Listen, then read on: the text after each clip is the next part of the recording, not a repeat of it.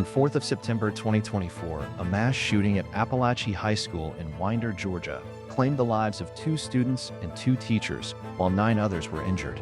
The tragedy became one of the deadliest school shootings in Georgia's history and drew national attention. According to authorities, 14-year-old freshman Colt Gray entered the school, armed with a semi-automatic rifle, and opened fire. Investigators later alleged that the attack had been planned in advance and uncovered evidence including writings and a notebook outlining the shooting. Gray was charged as an adult with 55 criminal counts, while his father, Colin Gray, was separately prosecuted and later convicted for providing the firearm used in the attack despite earlier warning signs of his son's behavior. On July 24, 2026, Colt Gray pleaded guilty to all 55 charges without a plea agreement. All right, you can call Investigator Smith. Yes, Your Honor, this time we call Investigator Jason Smith.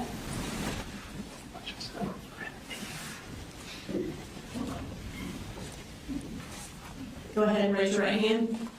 Do you swear to tell the truth, the whole truth, and nothing but the truth, so help you God? Yes, ma'am, I do. Okay. Go ahead and have a seat and introduce yourself to the court. My name is Jason Smith, and I'm an investigator with the Barrow County Sheriff's Office. And how long have you been with Barrow County Sheriff's Office? Approximately 13 years, or correction, 16 years. How long have you been with the Investigations Division? Almost 12 years now. What part of that division are you in? So I'm assigned to our Persons Crimes Bureau. Okay, and were you in that same role in September of 2024? Yes, ma'am, I was. Were you the lead investigator for the Apalachee school shooting back on September 4th of 2024? Yes, ma'am. Okay. And before we get into your specific involvement, I'd like you to just take us briefly through what happened that day leading up to when Mr. Colt Gray was arrested. That's okay. Let me get you to hang on for just a second. Is everything okay?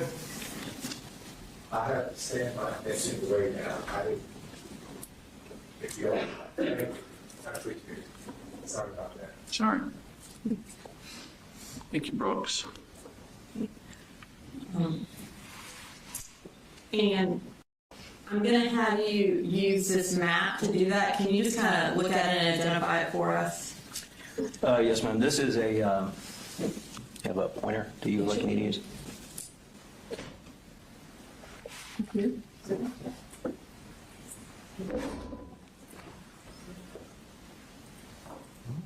Don't see one. 1 second, laser. Here you go. Okay, and then just, is this the Yes, ma'am. partial Apalachee school map? It is. So this area right here, this is what is referred to as J Hall inside the school. The adjoining halls are I Hall, which is located right here. And then you have K Hall, which is right here. Okay, and is that a fair and accurate representation of that part of Apalachee High School? Yes, ma'am, it is. Your Honor, this time I'd introduce an evidence case to 344, which is the partial map of Apalachee High School. Mr. Allen, No objection, Your Honor. it's admitted. Okay. Can you show us on that map where the defendant's second period class was? Yes, ma'am. The Colt Gray's second period class is located right here. This is Mrs. Catherine Greer's classroom, and it's designated by classroom number 2.151. Okay. And while he was in that class, what did he do? So that morning, on the video surveillance footage, you can see Colt come inside the classroom. He opens up his notebook. He stays in the classroom until approximately second period at Apalachee starts at 9:45 in the morning.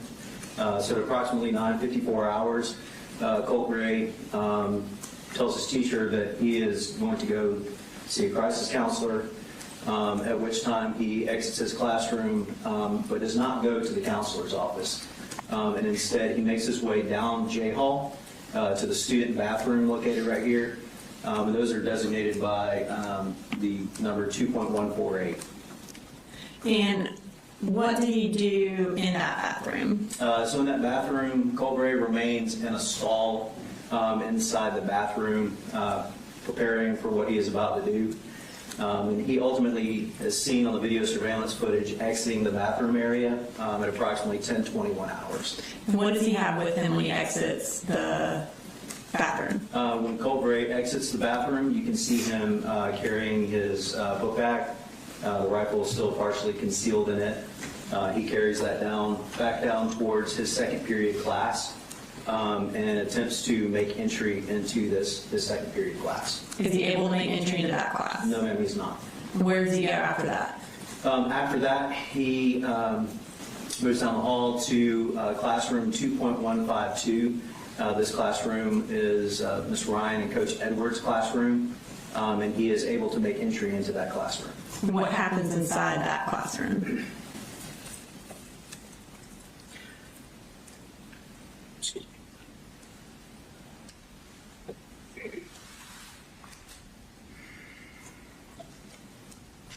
So Colt Gray fires into this classroom multiple times, striking numerous students, and ultimately causing the death of Christian Angulo. What does he do after he leaves that classroom? After he leaves this classroom, it appears that he kind of becomes distracted and comes out this way. Christian Angulo ultimately shuts the door to that classroom, preventing Colt Gray from re-entering the classroom. So Colt continues down the hall until he gets to approximately in this area, at which time Miss Irimie in classroom number 2.145, she opens the door to kind of check and see what's going on, and she is struck at that time. And what does he do after that? After that, Colt continues to move down the hall, and as he's moving down the hall, Coach Aspinwall and Coach Phoenix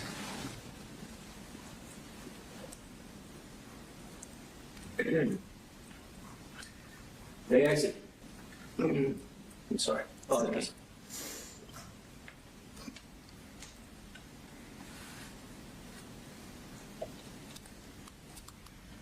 So Coach Aspinwall and Coach Phoenix, they exit the classrooms. Again, they're coming down the hall to see what the noises are, to see what's going on. At that time, Colt Gray engages both. He strikes Coach Phoenix and Coach Aspinwall, and they return to down the hall. Colt continues on down J Hall, at which time he comes into contact with Mason Schermerhorn, who exits the men's bathroom. And what happens at that point? At that point, Colt Gray opens fire on Mason. After he shoots Mason, what happens? At that point, Colt continues on down the hall to where he gets to, this is K Hall, and he points his rifle down, aiming it at a student by the name of Zane Zay. At this moment in time, this is when, at this hall right here, this is F Hall, and this is when SROs Sergeant Donovan Boyd and Deputy King are coming down F Hall. They announce and give verbal commands to Colt to put down the rifle, and he does so. And at that point, is he apprehended? Yes, ma'am, yes. Okay, thank you. Investigator Smith, you can sit back down.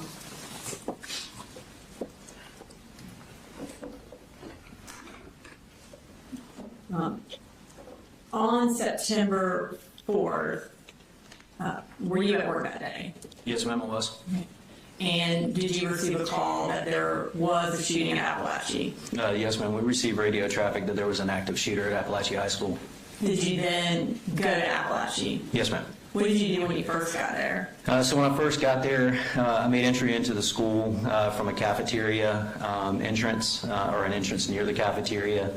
I made contact with Sergeant Brett Maxwell and Deputy Greg Jones in the cafeteria area.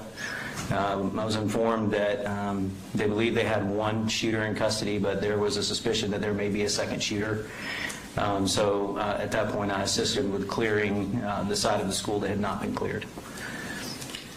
as you were working to secure the school, did your Lieutenant Wilkerson, give you a specific task? Yes, ma'am, he did. And what was that? That was to conduct an interview with the shooter, Colt Gray. And kind of tell us how that happened. So we were I was coming back into the lunchroom area, headed back towards, after we had cleared our side, heading back towards J Hall to see if I could be of some assistance. And while coming through the cafeteria area, Lieutenant Wilkerson made contact with me. And at the time he asked you to interview him, where was Colt Gray? So Colt Gray, once he had been apprehended, he was located in this area right here. I'm sorry, I'm shaking. Directly in this hallway, which is the intersection of K Hall and J Hall. When you came into contact with him, was he still in that area? Yes, ma'am. He was handcuffed in that area. Where did you take him in order to interview him? So we, after we started the evacuation process of J Hall, there was an open classroom nearby, 2.139, which is the last classroom, and it was the closest classroom to where Colt was at that time. Approximately what time did you begin to interview him? I believe the interview started at 10:54 hours. So that was approximately 30 minutes after the shooting. Yes, ma'am. During the course of the interview, was he handcuffed? Yes, ma'am. Was anyone with you during that interview? For a portion of the interview, Special Agent Jeremy Howell with the GBI and Lieutenant Wilkerson were there for a portion of that interview. Approximately how long did it last? I believe it was approximately an hour and 15 minutes. At the conclusion of that interview, what did y'all do with the defendant? So I advised Colt that he was under arrest, and ultimately Colt was transported to the Barrow County Detention Center for processing. Did you interview him again? Yes, ma'am, I did. And where did that interview take place? That interview took place at the Barrow County Sheriff's Office Criminal Investigations Division. Was anyone with you during that particular interview? Yes, ma'am. And who was that? That was Special Agent Nick Johnson with the GBI. And how long did that interview approximately last? I believe it was approximately 2 hours. And at the conclusion of that second interview, did you read him the warrants that you had taken out for his arrest? Yes, ma'am, I did. Did you, at that point, what warrants had you taken out? I believe the warrants that I took out were for the offenses of aggravated assault and felony murder. I know ultimately y'all took out more warrants, but at that time, what, if any, reaction did Mr. Gray have to the warrants that you had taken out? He just stated that he understood. There was very little reaction or emotion. We're going to play the interviews later, but before we get into those, I want to ask you a few specific questions about those interviews. During the interview at Apalachee High School, your first interview, did the defendant tell you where he found his rifle that he used in committing this crime? Yes, ma'am. Where did he say he found it? He said that he found it in a lockbox or a toolbox. And did he indicate whether or not he had to look hard to find it, or whether or not it was easy to find? Yes, he said he had to look hard to find it. Did he continue to say that same thing throughout the interview, that he had to go get his firearm from a locked box? Yes, ma'am.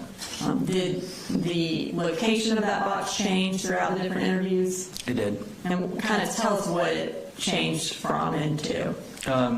So initially, I believe Colt stated that the rifle was somehow secured in his father's vehicle. And then ultimately, when we were going back through the timeline of Colin leaving early that morning, Colt kind of said, well, maybe it was somewhere else. And during the course of your investigation into the shooting, did you determine whether or not the gun was in fact hidden? We did. Okay, and what did y'all determine? We determined that it was kept in Colt Gray's bedroom. And so him indicating that was hidden was not true? Correct. During your initial interview, how did he tell you the shooting came about? As in, did he tell you that it was planned or not planned? Colt indicated that it was spontaneous, that it was a last-minute thing, that he came into school that morning, had heard voices, and that he just, on the way to get help, on the way to the crisis counselor, he just decided to conduct the shooting. Did he reiterate that lack of planning in the second interview as well? He did. And again, during the course of your investigation, did you determine if the shooting was just for the moment or if it had actually been planned? No, ma'am, it appears that it was planned for quite some time. And how did you determine that it was planned? So there was a search of Colt's cell phone, and on that cell phone there were notes dating back some months indicating that he had made plans, and also in there was a black notebook that Colt had taken to school that day, and inside that black notebook was a pretty detailed plan. Okay.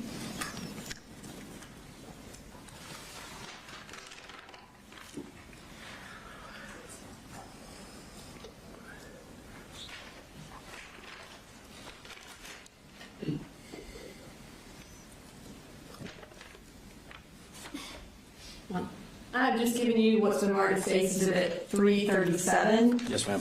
Do you recognize that? Yes, ma'am, I do. And what do you recognize that as? So this is the 3-ring binder that Colt Gray, we commonly refer to it as the black notebook, but it is a 3-ring binder that Colt took to school that day. And is that the notebook that you indicated during earlier testimony that you opened up in Ms. Greer's class? Correct. And is that where that notebook was ultimately found? Yes, ma'am. Your Honor, this time I'd like to introduce into evidence State Exhibit 337. Mr. Allen? No objection, All Judge. right, 337 is admitted.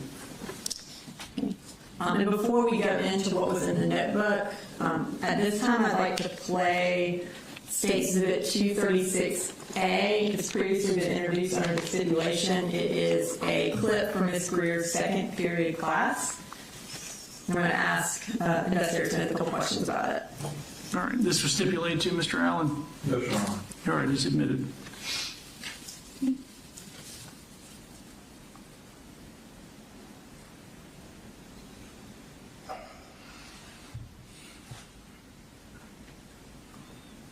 Can you kind of orient us to where Colt is, or Mr. Gray is in this video? Yes, ma'am. If you direct your attention to the bottom of the circle here, well, you're not going to be able to see that.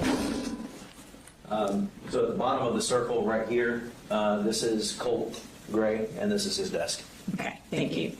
All right, and this is approximately 9:46 a.m. Yes, ma'am. And is this going to show when he opens up the black notebook? Yes, ma'am.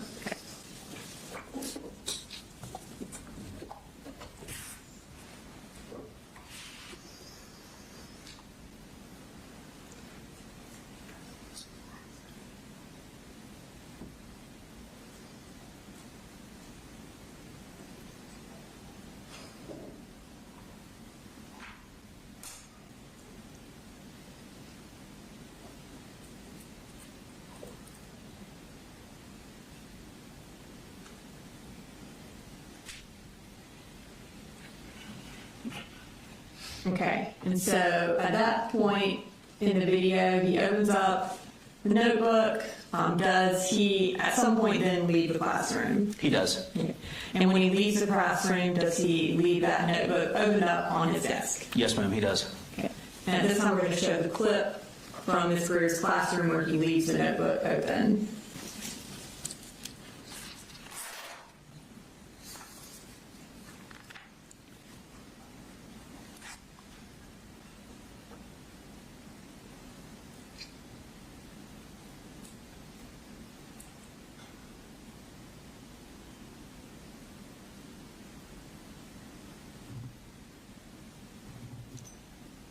And you indicated earlier that he told his teacher that he was going to go see a crisis counselor. Is this the point where he tells her that at some point in this part of the video? Yes, ma'am.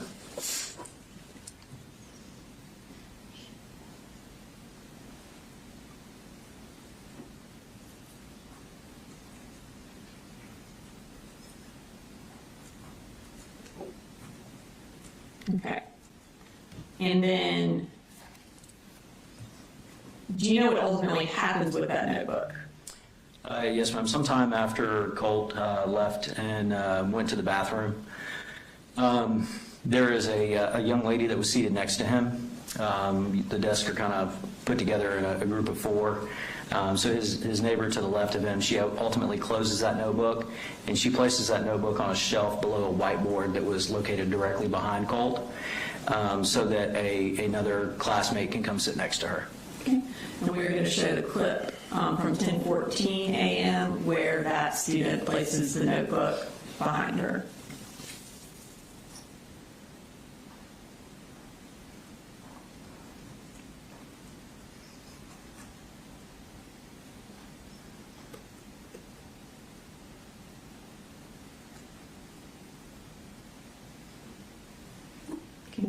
And is that location where the notebook was ultimately found when the GBI was processing the crime scene? Yes, ma'am. Okay. And this time I'm going to bring up State Exhibit 10, which also has been previously introduced under the stipulation, and is a crime scene photo of the black notebook. And can you kind of tell us on that picture where the black notebook was ultimately? Yes, ma'am. If you look at the whiteboard over here to the right side of the screen, there's a black notebook that is sitting long ways on that aluminum shelf below the whiteboard. Have you had an opportunity to review the contents of that notebook? Yes, ma'am. And at this time, I'd like to start going through the contents of that notebook. Yes, ma'am. So we're going to start, so this is State Exhibit 337, and I'm going to display page 1 of that for the court. Can you kind of take us through the writings on there that you can see? Yes, ma'am. At the top of the page, there's the number 29 circled. So it says 29 including teacher. Below that, directly in a circle with, it looks like apostrophes around it, states September 4th. And then if you look further down on the page on the left-hand side, there appears to be a drawing of Ms. Greer's classroom, judging from the layout that you saw in the surveillance footage as well as what's drawn here. And then further down on the page on the right-hand side, it states suicide 50-50 live with a question mark.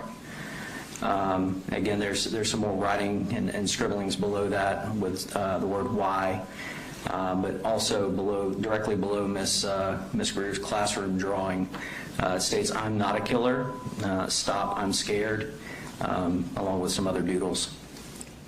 And this time I'm going to kind of zoom in on the portion of the classroom and pull up a screenshot of Miss Greer's classroom next to it. Let's see.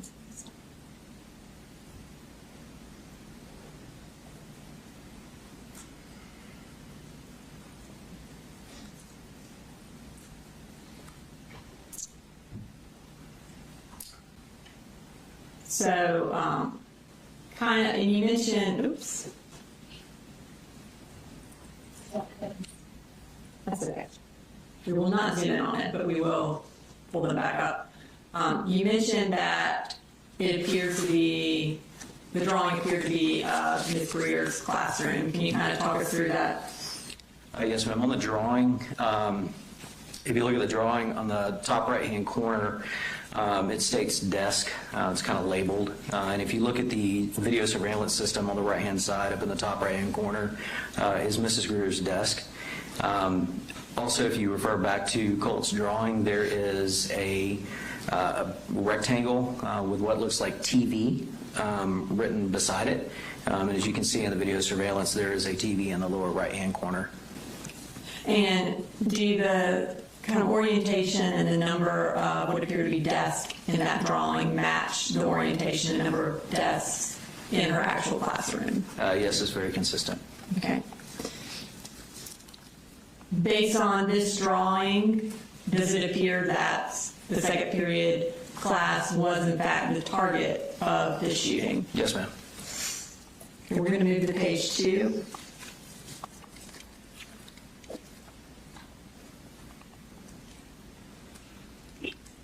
Okay. And can you kind of take us through what he has written on this page? Yes, ma'am. At the top of the page, there's some letters that are written. Below that, it states, "Wow, I did not expect." If you look further down on the page, what kind of jumped out to me was the sentence, "God, here I am, prison." And is that kind of in the middle of Yes, the ma'am. page there? If you kind of look in between, he goes back and forth between scribbling and writing sentences on this page and doodling. But if you look halfway through the page, it states, "God, here I am in prison." Okay. And then we're going to move to page 3.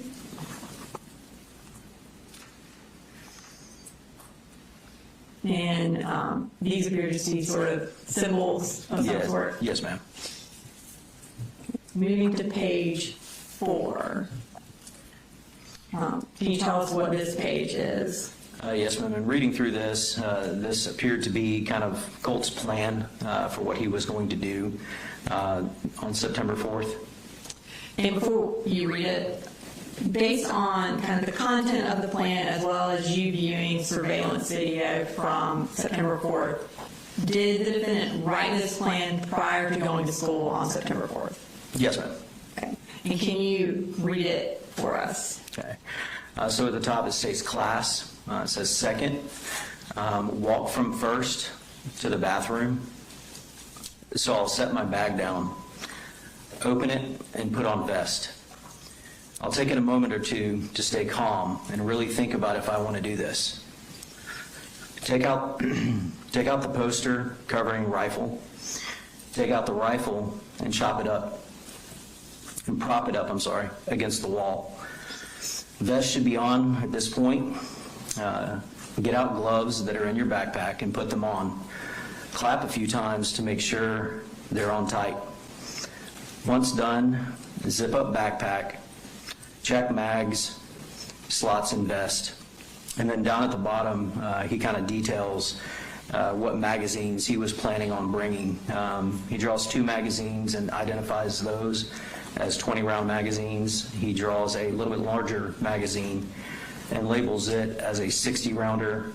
And then he draws a 4th magazine and labels it 30-rounder. And if you look a little bit further to the right, he identifies that he will have 110 rounds total. And is ATP commonly known as at this point? Yes. Okay. So in this plan, he talks about bringing a vest. Did he ultimately bring a vest to school that day? No, ma'am. Also, you mentioned earlier when you were going over what the defendant did that day, that he left Ms. Greer's classroom and went to the bathroom. That's correct. And in this plan, specifically, it says first to the bathroom. Is that correct? Correct. In his interview at the sheriff's office, did he give you an idea or did he tell you whether or not going to the bathroom was planned or if it was just sort of spur of the moment? In the interview at CID, he told me, and again, that this was a spur-of-the-moment thing. And based on this written out plan, was it spur of the moment to go to the bathroom? Absolutely not. Okay. He also, in the plan, mentions takeout, poster covering rifle. Correct. In his interview at the sheriff's office, what did he say about the poster being around the gun? So he said that morning that he just grabbed whatever gun and whatever ammunition he could find and what paper he could to hide the rifle. So again, he acted like the poster was not a planned aspect of this. Correct. And based on this written plan, was that truthful? No, it was not.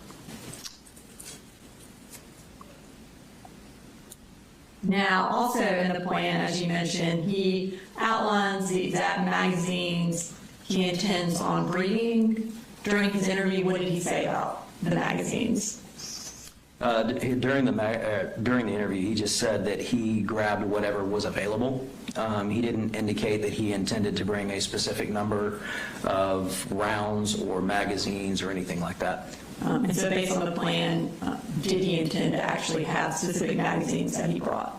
Absolutely, yes, ma'am. And when he ended up actually bringing the magazines to the school that day. Are these drawings accurate as to what, or close to accurate as to what magazines he ultimately brought? Yes, ma'am. 3 of the 4 are accurate. Now we're going to move to page 5, which is the second part of his written out plan. Can you read through that for us? Yes, ma'am. On the top, it states, begins, onto the thing, wait a bit, make sure no one is walking in or out of the bathroom. Gloves should be on. Take out your 60 rounder and put it in the chamber, put it in and chamber around. Okay? Turn on your red dot, aim down at the floor to make sure your sight is on. Check your vest and make sure that it is on tight. Once done, check stock to make sure it's at your preferred setting. Put on hat, make sure hair is out of face. Set backpack to the side. Pick up rifle with right hand, open stall door with left. Don't shoot anyone in the bathroom. You will alert people. And ultimately, did he follow that plan? Yes, ma'am. We're going to move to page 6. And again, can you tell us what this is? This is another more detailed drawing of Ms. Greer's classroom. Specifically, what kind of jumped out to me about this one is on whichever day Colt made this prior to September 4th, he appears to document that there were empty seats in the classroom on this specific day. And again, you can see the TV in the bottom right-hand corner and Mrs. Greer's desk in the top left-hand corner. Colt also identifies his personal seat. And is that there at the bottom right where it says myself, I believe? Yes, ma'am. Okay. And can we bring up that screenshot again? Side by side.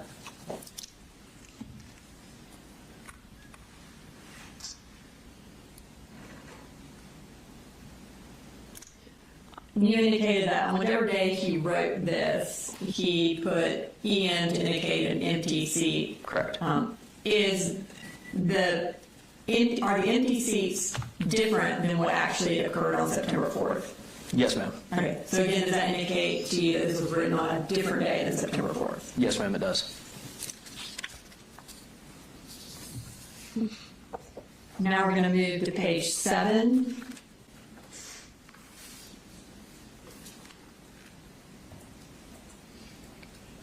Okay, can you take us through what he wrote on this page? Yes, ma'am. This appears to be Colt's plan for how many people he thought, how many casualties or injured that he thought were going to be subsequent to the shooting. So at the top it states hallway. I'm thinking 3 to 4 people killed. Injured, question mark, 4 to 5. On the right-hand side, he states classroom, 15 to 17 killed, injured 2 to 3. Further down on the page, classroom 2, 3 to 5 killed, injured 2 to 3. And then in parentheses, it says, surprised if I make it. And then down at the bottom, he draws some squinty emoji. As far as this plan, does it appear that he planned to actually enter a second classroom? Yes, ma'am. In viewing the surveillance video, did he walk down the hall to look for another classroom? Yes, ma'am. Okay. We're going to move to page 8. Can you just kind of summarize what is on this page? Yes, ma'am. This is where he repeatedly wrote the word why over 100 times. Down at the bottom, he kind of writes out a sentence, why am I like this? And then we're moving to page 9. Again, he writes the word why repeatedly. I think this was over 20 times. Okay. And then we're going to move to page 10. Again, on this page, it Colt, again, writes the word why approximately 100 times. Page 11. This is Colt, again, writing the word why. This appears to be approximately 60 times. And in the middle of the page, there seems to be some type of cryptic letter or code with the word why written out to the side. And then we're going to move to page 12. This is the word animal written 6 times. Page 13. This is a drawing of a sad face, and at the top it's written, "I can't wait, I can't wait." Page 14. This appears to be some type of scribble. Page 15. Again, this is just a whole entire page where he decided to scribble in a notebook. And then page 16. This is a drawing. There's some doodles at the top of the screen, but further down you can see a drawing of a firearm with the number 10 pointing to the magazine. And then the final page, page 17. At the top of the page, you can see a stick figure that appears to be standing behind a door. And to the left of that door, there appears to be a semi-automatic handgun with a silencer and an extended magazine firing into or through the door. Below that, it says extended mag, and then there's the word Healy is written in the middle of the page. And then below that are a couple more drawings, one of an AR-style rifle, and the one above that, another appears to be handgun. Okay. And that, the entirety of what was in that black notebook that was found at Apalachee High School on September 4th? Yes, ma'am. Okay. And Your Honor, I know it's about noon. That kind of concludes that portion of our questioning. Seems like a good stopping point. All right, ladies and gentlemen, we're going to take a recess for lunch. We'll resume at 1:15.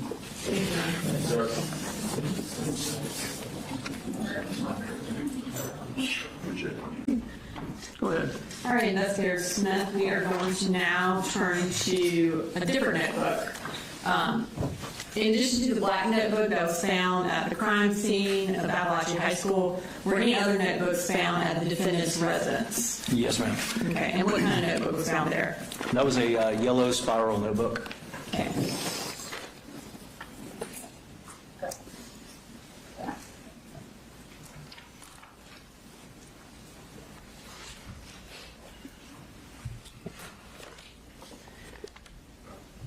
Right. I just handed you what's marked in State Exhibit 3. Is that 3?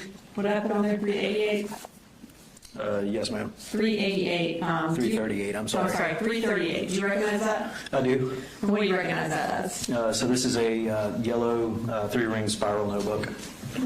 And is it the 3-ring yellow spiral notebook that was found at the defendant's residence? Yes, ma'am. Okay. And Your Honor, someone like to go ahead and introduce an evidence to Exhibit 338. Mr. Allen? No objection, Judge. All right, 338's admitted. And before we read the contents of that, can we go ahead and pull up State Exhibit 188, which was previously introduced in evidence under the stipulation? Can you tell the court where that notebook was found in the defendant's room here? Yes, ma'am. If you look directly below the television, there's a desk below that, and then there was a metal wire shelving unit on top of that shelving unit, but below the desk, this notebook is lying on its face up underneath there. Okay. I'm going to go ahead and bring up State Exhibit 190, which is just kind of a close-up of that. That's already also been introduced under the stipulation. And can you again just kind of point us to that notebook? Yes, ma'am. This is the notebook. You can see the cardboard backing of the yellow spiral notebook below the desk on the right-hand side. All right. And I'm going to pull up that yellow notebook. on the screen, or I guess the contents. We're going to start with the first page. Can you read us what was on that first page? Yes, ma'am. It seems to be some type of poem. States, forever in bliss, save me from this cruel world, I beg you. Don't leave me unconscious for all of eternity. Awake me in your arms, your wings. Save me, I beg of you. I'm so tired. Just hold me close. Wrap your wings around me, please. And then moving to the second page. The second page, there's some writing that says, I can write and write. Just save me. I just want to be taken away from this cruel world. And there appears to be some type of angel wings or angel drawings below that. Moving to page 3. This is a continued writing. Yeah, I know. A male. Women are scary. And men just taste better. I want to be an angel. I want to be with, and then in parentheses, a guy. I want to stick the barrel of my gun in my mouth and pull the trigger and wake up in an angel's arms, and then in parentheses again, a guy. And then moving to page 4. This appears to be a self-portrait of some kind. And then page 5. Again, this is appears to be another self-portrait. Judge, these are portraits, yes. I don't know how he can conjecture that they're self-portraits simply because they're no found online. All right, I'll sustain the objection to the extent he's guessing what it is. He can describe what it is, and we'll go from there. Moving to the next page, which is page 6. This appears to be a portrait labeled Colt. Moving to page 7. This is appears to be a portrait of someone sharing characteristics with Nicholas Cruz. Now we're moving to page 8.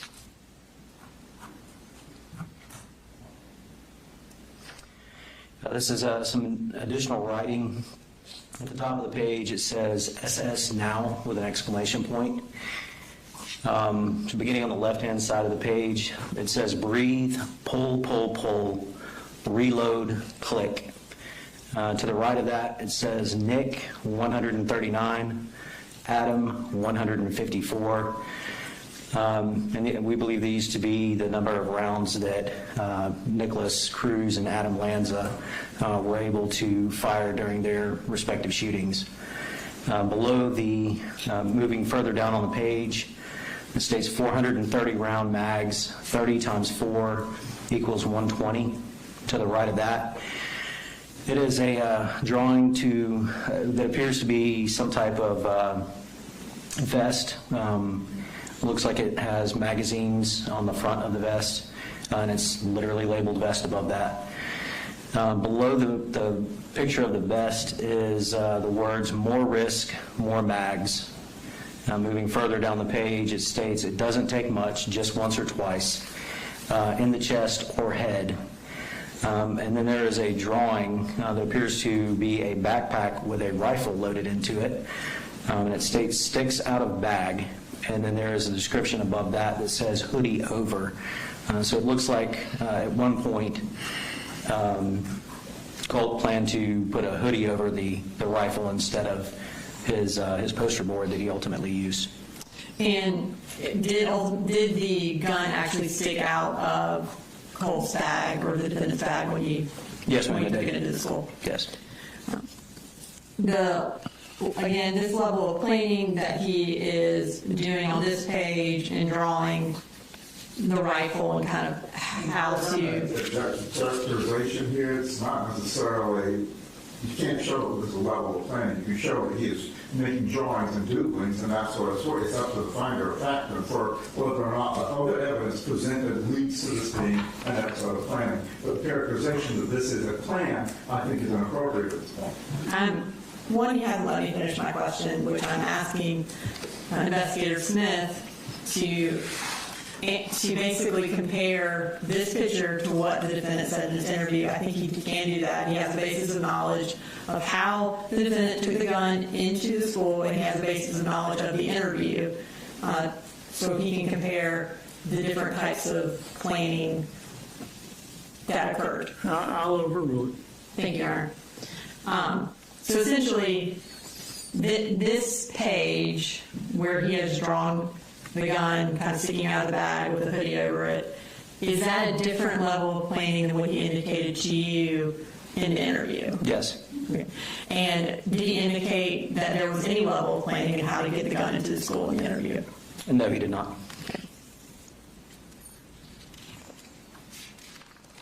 All right, moving to the next page, which is page 9. This is a stick figure cartoon. It says, shoot the teacher first, the students next. There's a stick figure drawing with the individual holding what appears to be a firearm and shooting that firearm at another stick figure who has their arms up. And a description of what is going on is written to the right of that where it says gut shot. There's also 2 other students that appear to be standing behind what I'm assuming, since he's labeled them students, as desks. Further down the page is a continuation of the cartoon caricature. There appears to be someone lying deceased on the floor, with their eyes drawn as 2 X's. The individual who is doing the shooting, which is labeled U. You can see the firearm going off, and then he has drawn bullets that are heading in the direction of those students. And then a further continuation on the 3rd slide of the cartoon is it states suicide with a smiley face, and it appears that the stick figure who was doing the shooting is causing self-harm. All right, and now we are going to move to the next page, which is page 10. And kind of tell us what's on that page. So this he's discussing specifically ammunition and the price of ammunition. Up at the top it states $20 equals 20 rounds. So you earn $5.45 an hour. 5 times 7 hours is $35. And that would be split. $20 out of the 35 leaves me with 15. $1 per 1 round. $15 equals 15 rounds. $20 equals 20 rounds. 20 plus 15 is 35 rounds. And then at the bottom he is signed it big brain with a smiley face. And then moving to the final page, which is page 11. Can you tell us what's on that page? Yes. So up at the top of the page it says, as for Nick, he's the love of my life. If it wasn't for him, I don't think I would be there. And you indicated earlier that there was a picture that resembled Nicholas Cruz. And who is that? Nicholas Cruz is another school shooter. And does he spell his name N-I-K? He does. All right, so now that kind of concludes that portion of the journals. We're going to now move to the actual interviews that you conducted with Mr. Gray. For that first interview that you conducted at Apalachee High School about 30 minutes after the shooting, how was that recorded? That was recorded on a digital audio recorder that we're issued. Okay. And was that in 2 parts? Yes, ma'am, it was. I have on our computer State Exhibit 339A and State Exhibit 339B, which are the 2 parts of that interview. Have you had an opportunity to review those? Yes, ma'am, I have. Are they a fair and accurate reporting of your interview with Colt Gray on September 4th at Apalachee High School? Yes, they are. Okay. Your Honor, this time I'd like to introduce an evidence states Exhibit 339A and 339B. Mr. Allen? No objection, sir. All right, there's me. Okay. And I believe we're going to play approximately 1 hour and 10 minutes of this interview at this time. This is 339A. Yeah, well, this will First be 339A, and then it's, when it concludes, 339B. They're a total of about 1 hour and 10 minutes. All right.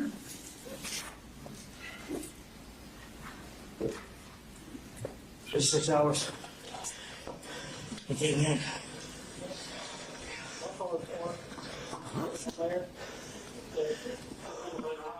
We'll get that, like, wouldn't be your problem. Colt what?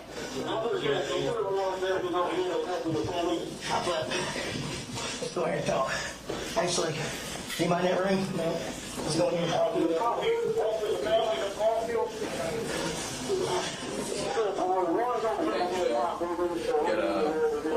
car coming up whenever you're ready to let us know. We're gonna put 2 with him at all times. Hey, bud. My name is Investigator Smith, okay? I work with the Bear County Sheriff's Office. Can you get your hair out of your face for you? You got it? Okay. What'd you say your name was? Colt Gray, G-R-A-Y. C-O-L-T? Yes, sir. Okay. It's Colt, not Colt. Okay.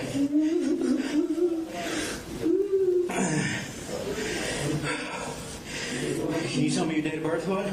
January 14th, 2010. You said your last name was G-R-E-Y? G-R-A-Y. A-Y? And you said your birthday was what? January 14th, 2010. 14. 1410. Okay, 2010. What grade are you in? I'm a freshman, I think, the first grade in high school. You're a freshman? Hopefully maybe a relic or more. This is really cool. Been here for a month.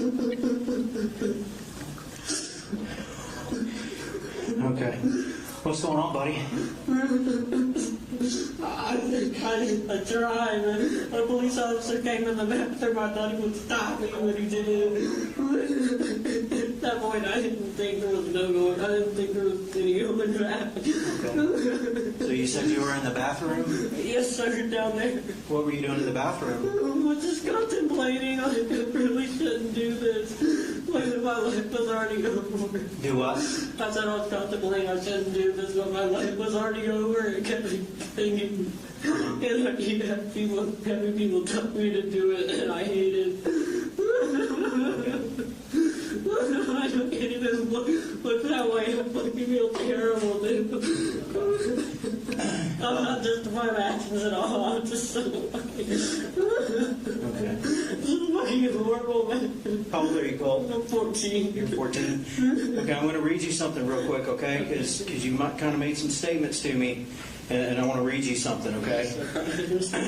All right. These are your Miranda rights, okay? Yes, sir. Have you ever seen the Miranda rights on Yes, sir. TV? Yes, sir. Okay, it's the same thing, okay? Okay. You have the right to remain silent. Yes, sir. Anything you say can and will be used against you in a court of law. Yes, sir.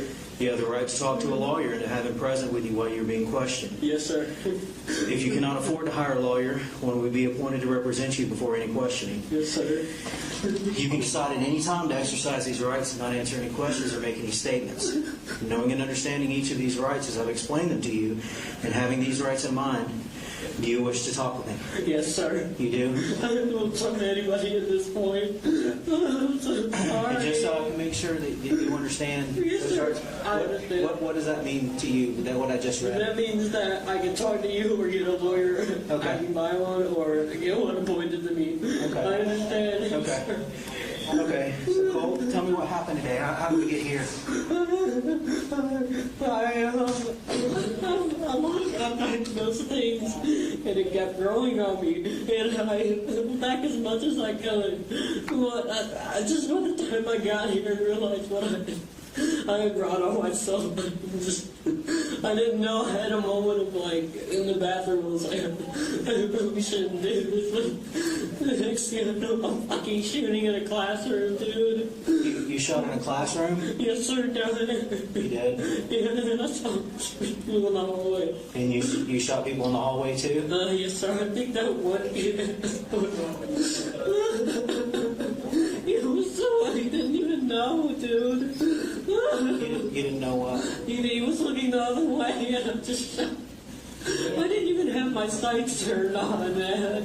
I was just so like, it wasn't me. I thought it all just buying anything. It's fucking horrible. No. Okay, I'm gonna close this door real quick, okay?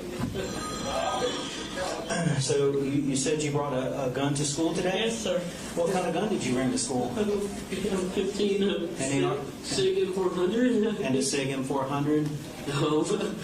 What kind of gun is the SIG M400? AR-15. I think it shoots whatever. I don't know. I just grabbed whatever was closest to me. Who's closest? I just fucking came here and did this stupid shit. I'm probably affected thousands of people, dude. This is fucking horrible. What made you want to bring a gun to school? So many things I'm trying to pinpoint, but I don't know. I just I have auditory things, and I have so many things I can't get out. I'm really unwell. Okay, you said you had auditory things? Auditory things, yeah. Like what? What is that? Just constant, like just random whispering and shit like that. I know it's so common for, people to fake schizophrenia just to get some stupid, like, settlement or whatever. It's just, oh my God. Is that something that you've been to the doctor for? No, sir, but my dad had an appointment next week. Your But dad did? I couldn't wait. I told him to hide his guns, and he did, but I don't know how I found them. Your dad hid the guns? Yes, he already ordered a gun safe. It's one of those situations where, like, each of them was like oblivious. I told him, and he knew he cared about me. When did you tell him to hide the gun? A few days ago. A few days ago? Yes, sir. Okay. Is that something that you've been thinking about doing for a while? Yes, it's been years. You've been thinking about it for years? It's only gotten worse, and I finally just now got to the point where I wanted to reach out and get help. We were so close. What do you know what doctor you were going to see next week? No, it was a crisis counselor. I tried to call the hotline in the bathroom, but it didn't go through. Okay. And I thought the officer who walked in was looking for me, and I thought he would notice me, but he didn't. He just walked out. Okay. Where were you at when the officer walked In the out? stall. You were in the bathroom? But he could see my hair. I knew he could. Okay. And was that before you shot or after you shot? That was before. That was when I was trying my best to not do this horrible shit, dude. And I'm not trying to get any remorse or anybody. I know I fucked up so much. I'm just not trying to leave anybody in the dark. Why did I do this? I hate it. What's your dad's name, Colt? His real name is Colt Gray, but he goes by Colt Gray. Okay. How do you spell his name? Colin or Coley? Colin. Colin is his last name. Gray. I'm so fucking sorry. Do you know his telephone number? No, but it's on my phone. My book bag and stuff are still installed. Okay. Everything.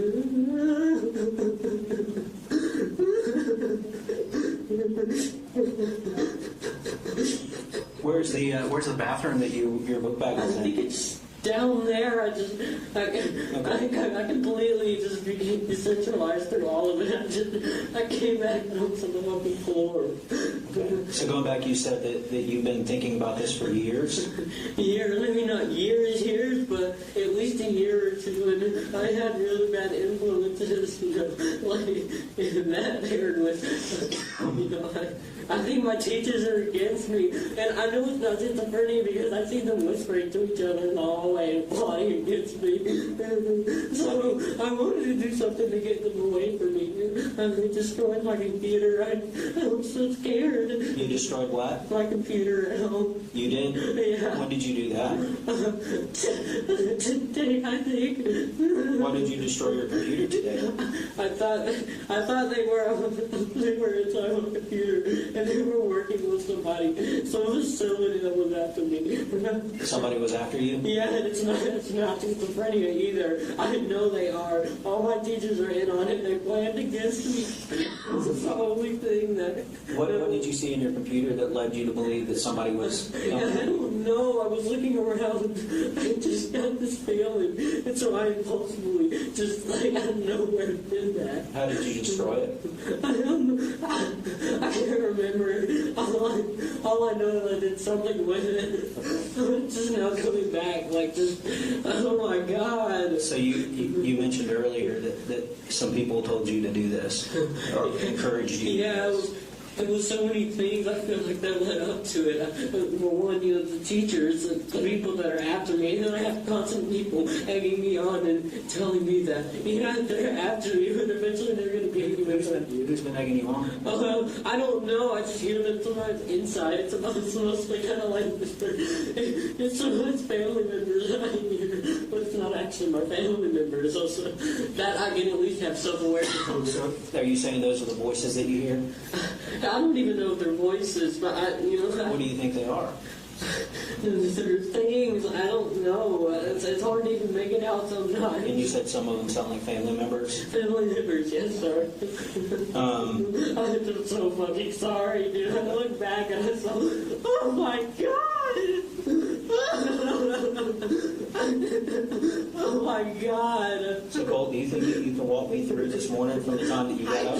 I think I can. Okay.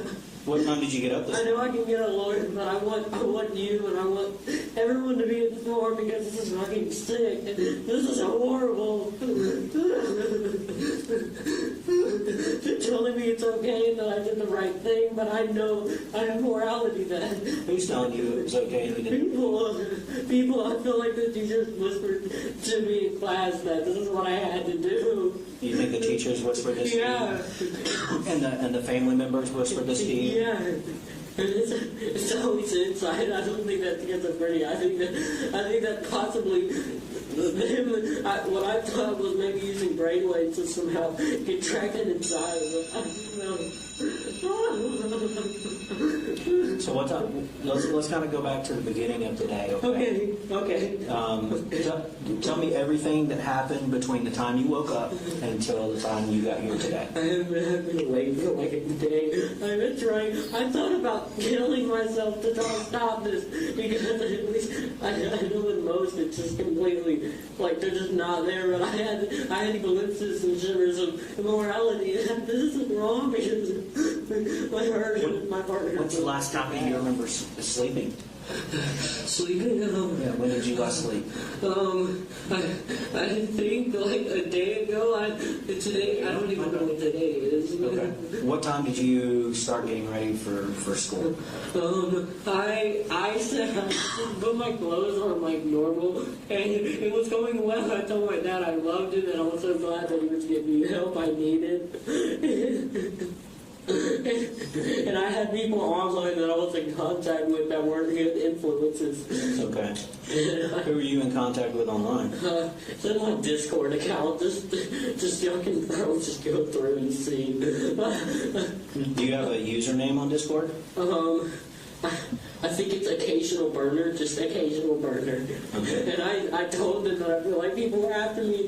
They tried to help me so much, and I say they were influenced. They weren't. They knew what I was going through. They tried their hardest, and I told them that I wasn't going to do it. What did the people on Discord say? They said, I think it was only 2 or 3 people. I think all of them are girls too. I think one of them is gay, but What did they say to you? They said, one of them said that that you're strong. You don't need to do this. Okay, they tried to talk you out of it. Yeah, but they weren't even because I told them I had things tell me like I had to like tell them I didn't want to freak them out, so I just told them it was simply something I don't know that like I was gonna try my hardest not to let happen. I think they believed it. Okay, you said this morning you got up and what did you didn't go to bed last night, right? No, sir. What did you do all night last night while everybody was sleeping? I laid on the floor, buddy. I contemplated. I was trying so bad. I thought I was not going to do this. What were you contemplating? I mean, contemplating in a sense, it was more of like, I don't even want to say fighting off these things, but it was more of like hoping that the facility and these brainwaves and stuff that are completely just making me do shit. I've threatened, I've said shit within the last month that I've never said to like my family members. Like, You've been threatening your family members over the past yeah, and like my dad, I told him. But I told him I was gonna kill myself, and my dad was scared. He knew that if he tried to call anyone, that eventually for a while he thought that I was gonna hurt myself. But eventually I got to him. I was like, hey, it's okay. I love you. If I said I'm not gonna do this. So this morning, you about what time was it that you saw your dad and told him that you loved him? He went to work. I just texted him. What time you texted him? Yeah, Did you see your dad at all this morning? I don't know. I don't remember. I thought I saw him, and then I thought I saw him another time. You know, I also thought I heard footsteps like outside the porch because I was parked up next to my wall. Okay. I texted him like 5 minutes before I did it. I told him I loved him. This wasn't anybody's fault. You texted him 5 minutes before you. I think it was 5 minutes. I only assumed. It was definitely shortly before. And I told him that it wasn't his fault that he always tried his hardest for me. And I love him. You 5 minutes before what though? Oh, this. And I told also close friends that I'm sorry online. I was fucking sorry. And my data was really bad. So half of them didn't go through. I don't know, at least one of them did. Well, you said you texted friends online. Yeah, only 2 or 3. I'm remember not who they that. were? These past few months, I wasn't that social. They were people on Discord. Discord. Okay. So this morning you got up. And what time do you remember about what time you put your clothes on to get ready for school? I think around 7-ish. Around 7? My bus comes around at 8. Oh my god. Okay. You ride the bus? Yeah, yes, sir. You ride the bus here? Yeah. Do you know what bus you ride? No, I don't know. I know my info probably has it. Oh my god. What's your address? 896 Harrison Mill Road. Harrison Mill Road. My daddy's gonna be in shock. I know he is. We're going to try to reach out to him, okay? Okay, thank you. So you get on the bus. Now, you said you earlier that you brought a gun to school. Yes, sir. Okay, tell me how you got that gun. Oh my god, this is fucking horrible, man. I looked impulsively for a good while, and all throughout it felt like I wasn't even there. It was almost like I was decentralized, just having no control over these impulses that I was doing. And at this time, I had given like my dad part, and I gave my dad his guns and ammunition because we bonded over that. You know, before all this shit happened, but in the last few months, I've just completely lost it. Okay, so you said you looked for a while for the gun today. Yes, sir, because he hid it. That's what I'm trying to say. It wasn't his fault because. Where did he normally keep it? In his room. Do you know where in his room? I think it's his closet, but when I found it, I think it was in his toolbox. I can't remember. He definitely tried his hardest. I know he did. Okay, but you told your dad. When did you tell your dad to move it? You said was it months ago? Days ago? It was like a month ago. I definitely been fighting this off for so long. Oh my god, this is so traumatic. I know for all of you, I'm so sorry. And you said you think it was in his toolbox? I think it was, yes. It was somewhere really well hidden. Okay, where is his toolbox? In his truck. You know, like trucks they have. Okay, so you found it in his truck? It was either his truck toolbox or some kind of case that he had locked up. In his truck? Yes, sir. When did you get the gun? I got it like right before I left.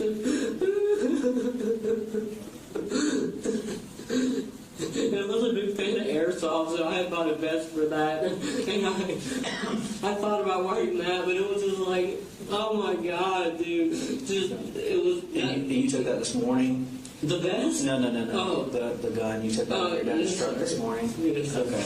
And I don't know if for sure it was his truck. I just know it was somewhere really well hidden. Oh my God. Look at more TV, man. What the fuck am I doing? I'm sorry, everyone. This is horrible. I'm not trying to gain remorse at all. I'm just thinking, this is so fucking horrible. I can understand why you're upset. I won't fucking recover. So you said that you got the gun, Yes, sir. and did you take the gun on the bus? I think so. I did something with my backpack. I think I hid it somehow with paper. Oh my God. Fuck. No, sorry. No, that's Oh okay. my God, dude. Just take some breaths, okay? I'm so fucking sorry. You all have to deal with this shit. This is horrible. So you said you kind of hit it with paper when you get on the bus? Yes, sir. Okay. And so when you get to school, what do you do then? I go to I think I was into my first period. What's your first period? It's a science, it's sort of software technology. It's messed up because I knew she knew something was in it. She asked me. Who's your teacher? Oh my God. Harris, I think. S. Harris. I told her I don't know. I don't know what it is. I know that's what she informed the cop. He was looking for him, and he just doesn't mind me. So no, he walked in the bathroom that I was in. I guess he just didn't notice I was there. okay. So you said that your teacher asked you about what did she say to you when she asked about She you? said, what's in the paper? What's between the paper? What's between the paper? Yeah. How long after you went to class did she ask that? Was that really soon or towards the end of class? It was the end of class. Towards the end of class? Oh my God, fuck, man. This was so impossible. I just fucking ruined this. What did you tell her? I just, like I said, I don't know. It's vague, it's fine. Everything, the whole day is fine. And Colt, that's good. If you can't remember, say I can't remember. I can't remember, but I can say I think I said something along the lines of, no, I don't know. I don't even know.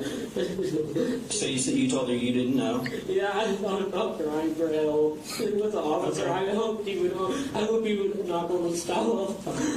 So you mentioned that. How did you go? What happened between the time the teacher asked you about that, about what was between the paper, and the time you say the officer saw you in the stall? She asked me at the end of class, and I think I went somewhere. I don't know if I just aimlessly roamed the halls. Did you get up and leave the class, or was the class over? Did the bell ring? The bell rung. I think I went to my second period. Okay. I think, Okay. I got paranoid, and she looked at me, and I thought I started whispering on with students about how I was trying to, or she they needed to take me.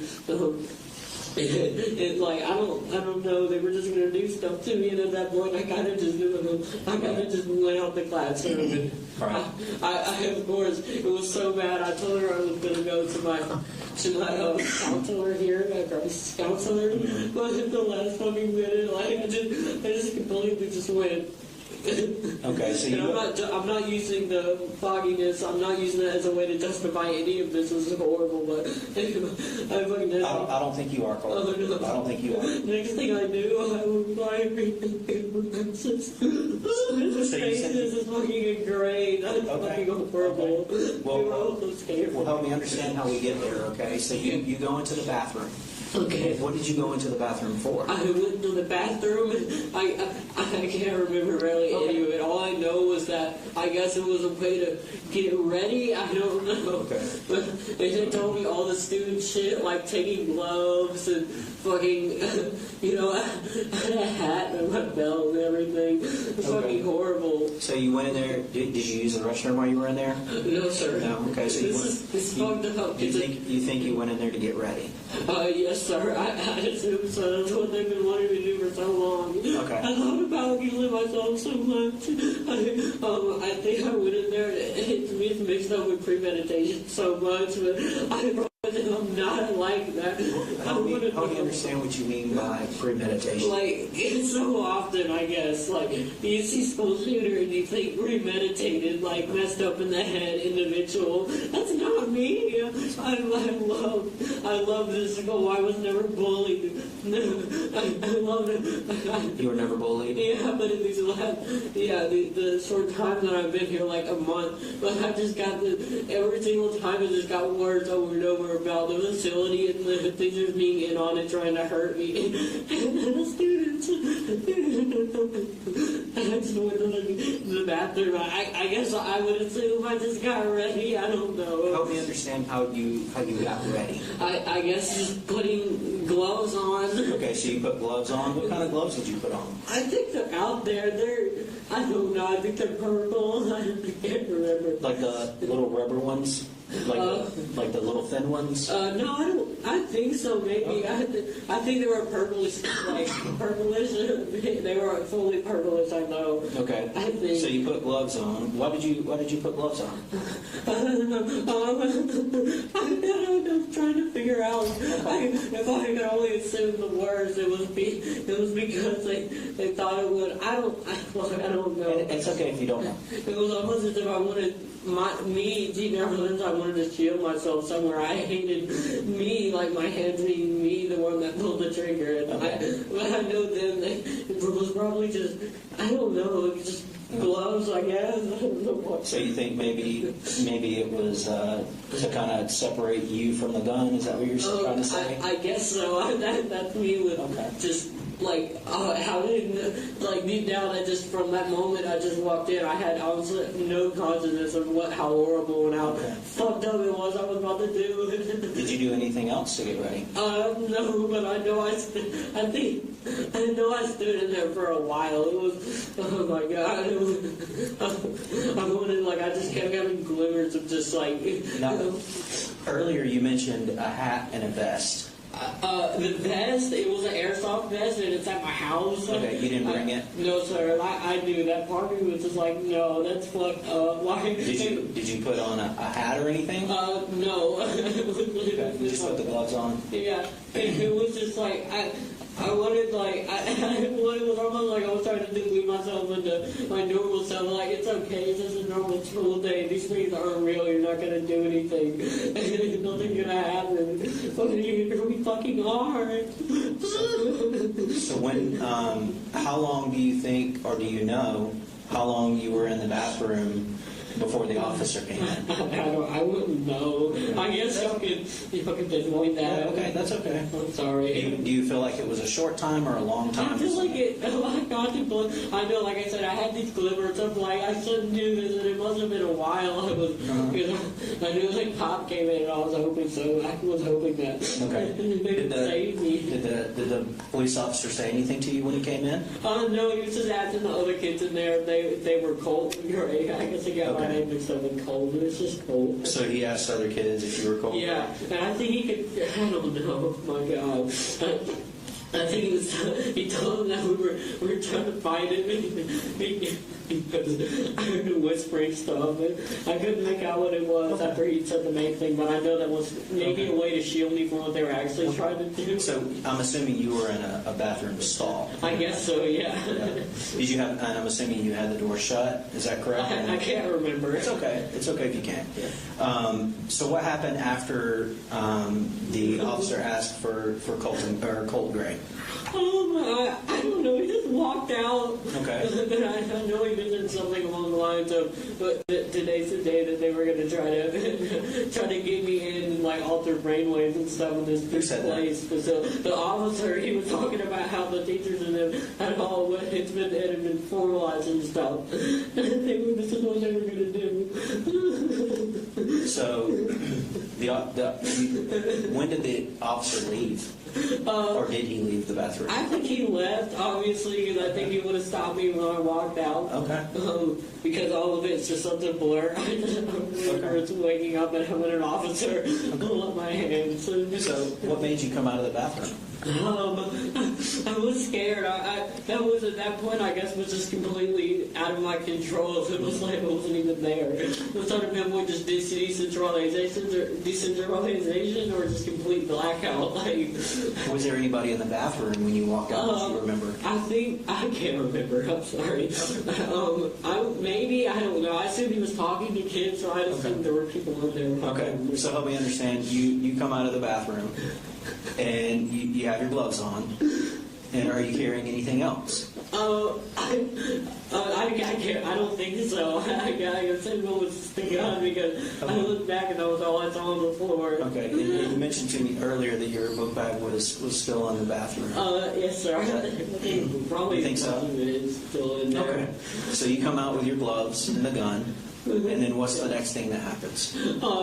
At that point, it's just completely blacked out. I have few glimpses of I guess it's just the race and I have to respond to such traumatic and fucking horrible shit like this. I remember the smell of gunpowder. And my shoe came off. And then I remember just being on the ground and the officer handcuffing me. So you come out, you said you have a few glimpses, right? Yeah. Okay, can you tell me about those glimpses that you see? Just mainly smell, just the gunpowder, obviously. Smell the gunpowder? And probably smoke. It's even worse because it's formulated into like such a horrible obsession I've grown with Nicholas Cruz. He's a shooter. Who's Nicholas Cruz? He's a Nicholas shooter, but it's not in a weird way like glorifying because like Alaska had no morality. It was mostly just complete delusion. Why did you mention? I didn't understand. Why did you mention Nicholas Cruz? Just because I guess I can understand emotional aspects, and it was really mutual. I didn't let it take over too much, at least from what I can remember. But I don't know. And you said it was mutual what? It was mutual in a way that I didn't let it affect me emotionally. It's like I didn't do this because of him or something. But I know the voices probably leached onto it. I know they gathered like info, and my teachers were finding out and everything. So you told me earlier when I said that you shot some people. I think so. I don't know. I hope nobody's heard. I forgot. I didn't even know if my sight or anything was on or it was working. I would assume. I know me is aimlessly firing. It's just like I remember it's just gunshots. I can't tell for sure. Okay. I know for sure. I don't think I was targeting people. I think it was more just. Do you remember where you were? What room you were in when you were shooting? I don't know, but I remember just. Was it a classroom or a hallway or something else? Oh my god, dude. I think it might have been a class. I don't know. Everything else is just blurry. It was a classroom? Yeah, you could probably. So you said you just walked around aimlessly shooting? Is that what you said? Yeah, pretty much. They wanted me to do anything to get these people away from me, the teachers and the people who were altering stuff for me. I didn't like it. So you walked around, and when you were aimlessly shooting, were you shooting at people? Or I guess. I don't know. It's hard to tell if I was aiming for anything specifically or not. I'd assume so because I didn't just want them to. Maybe, I guess just when you see people, like, when you do some shit like that, I guess they would want me to do something like that. It's a way to tell them that, to be scared of me. I don't know. Okay. Not the victims or anything like that. It was just wanting the teachers and stuff in the building, which I know is real. There's still. Now you keep saying victims and that you shot people. Yeah, I just got. Is that more than one? I looked back a few times and I saw Kinley. Oh my God! You looked back. And I looked back when they had me on the floor. I almost fucking threw up. That is so horrible. You said you had a back over him? I think they did. The police. Those fucking parents are ever getting. Oh my God! I'm so. Your Honor, can we have a few minutes? Okay. All right. We're all present. Go ahead, Ms. Brooks.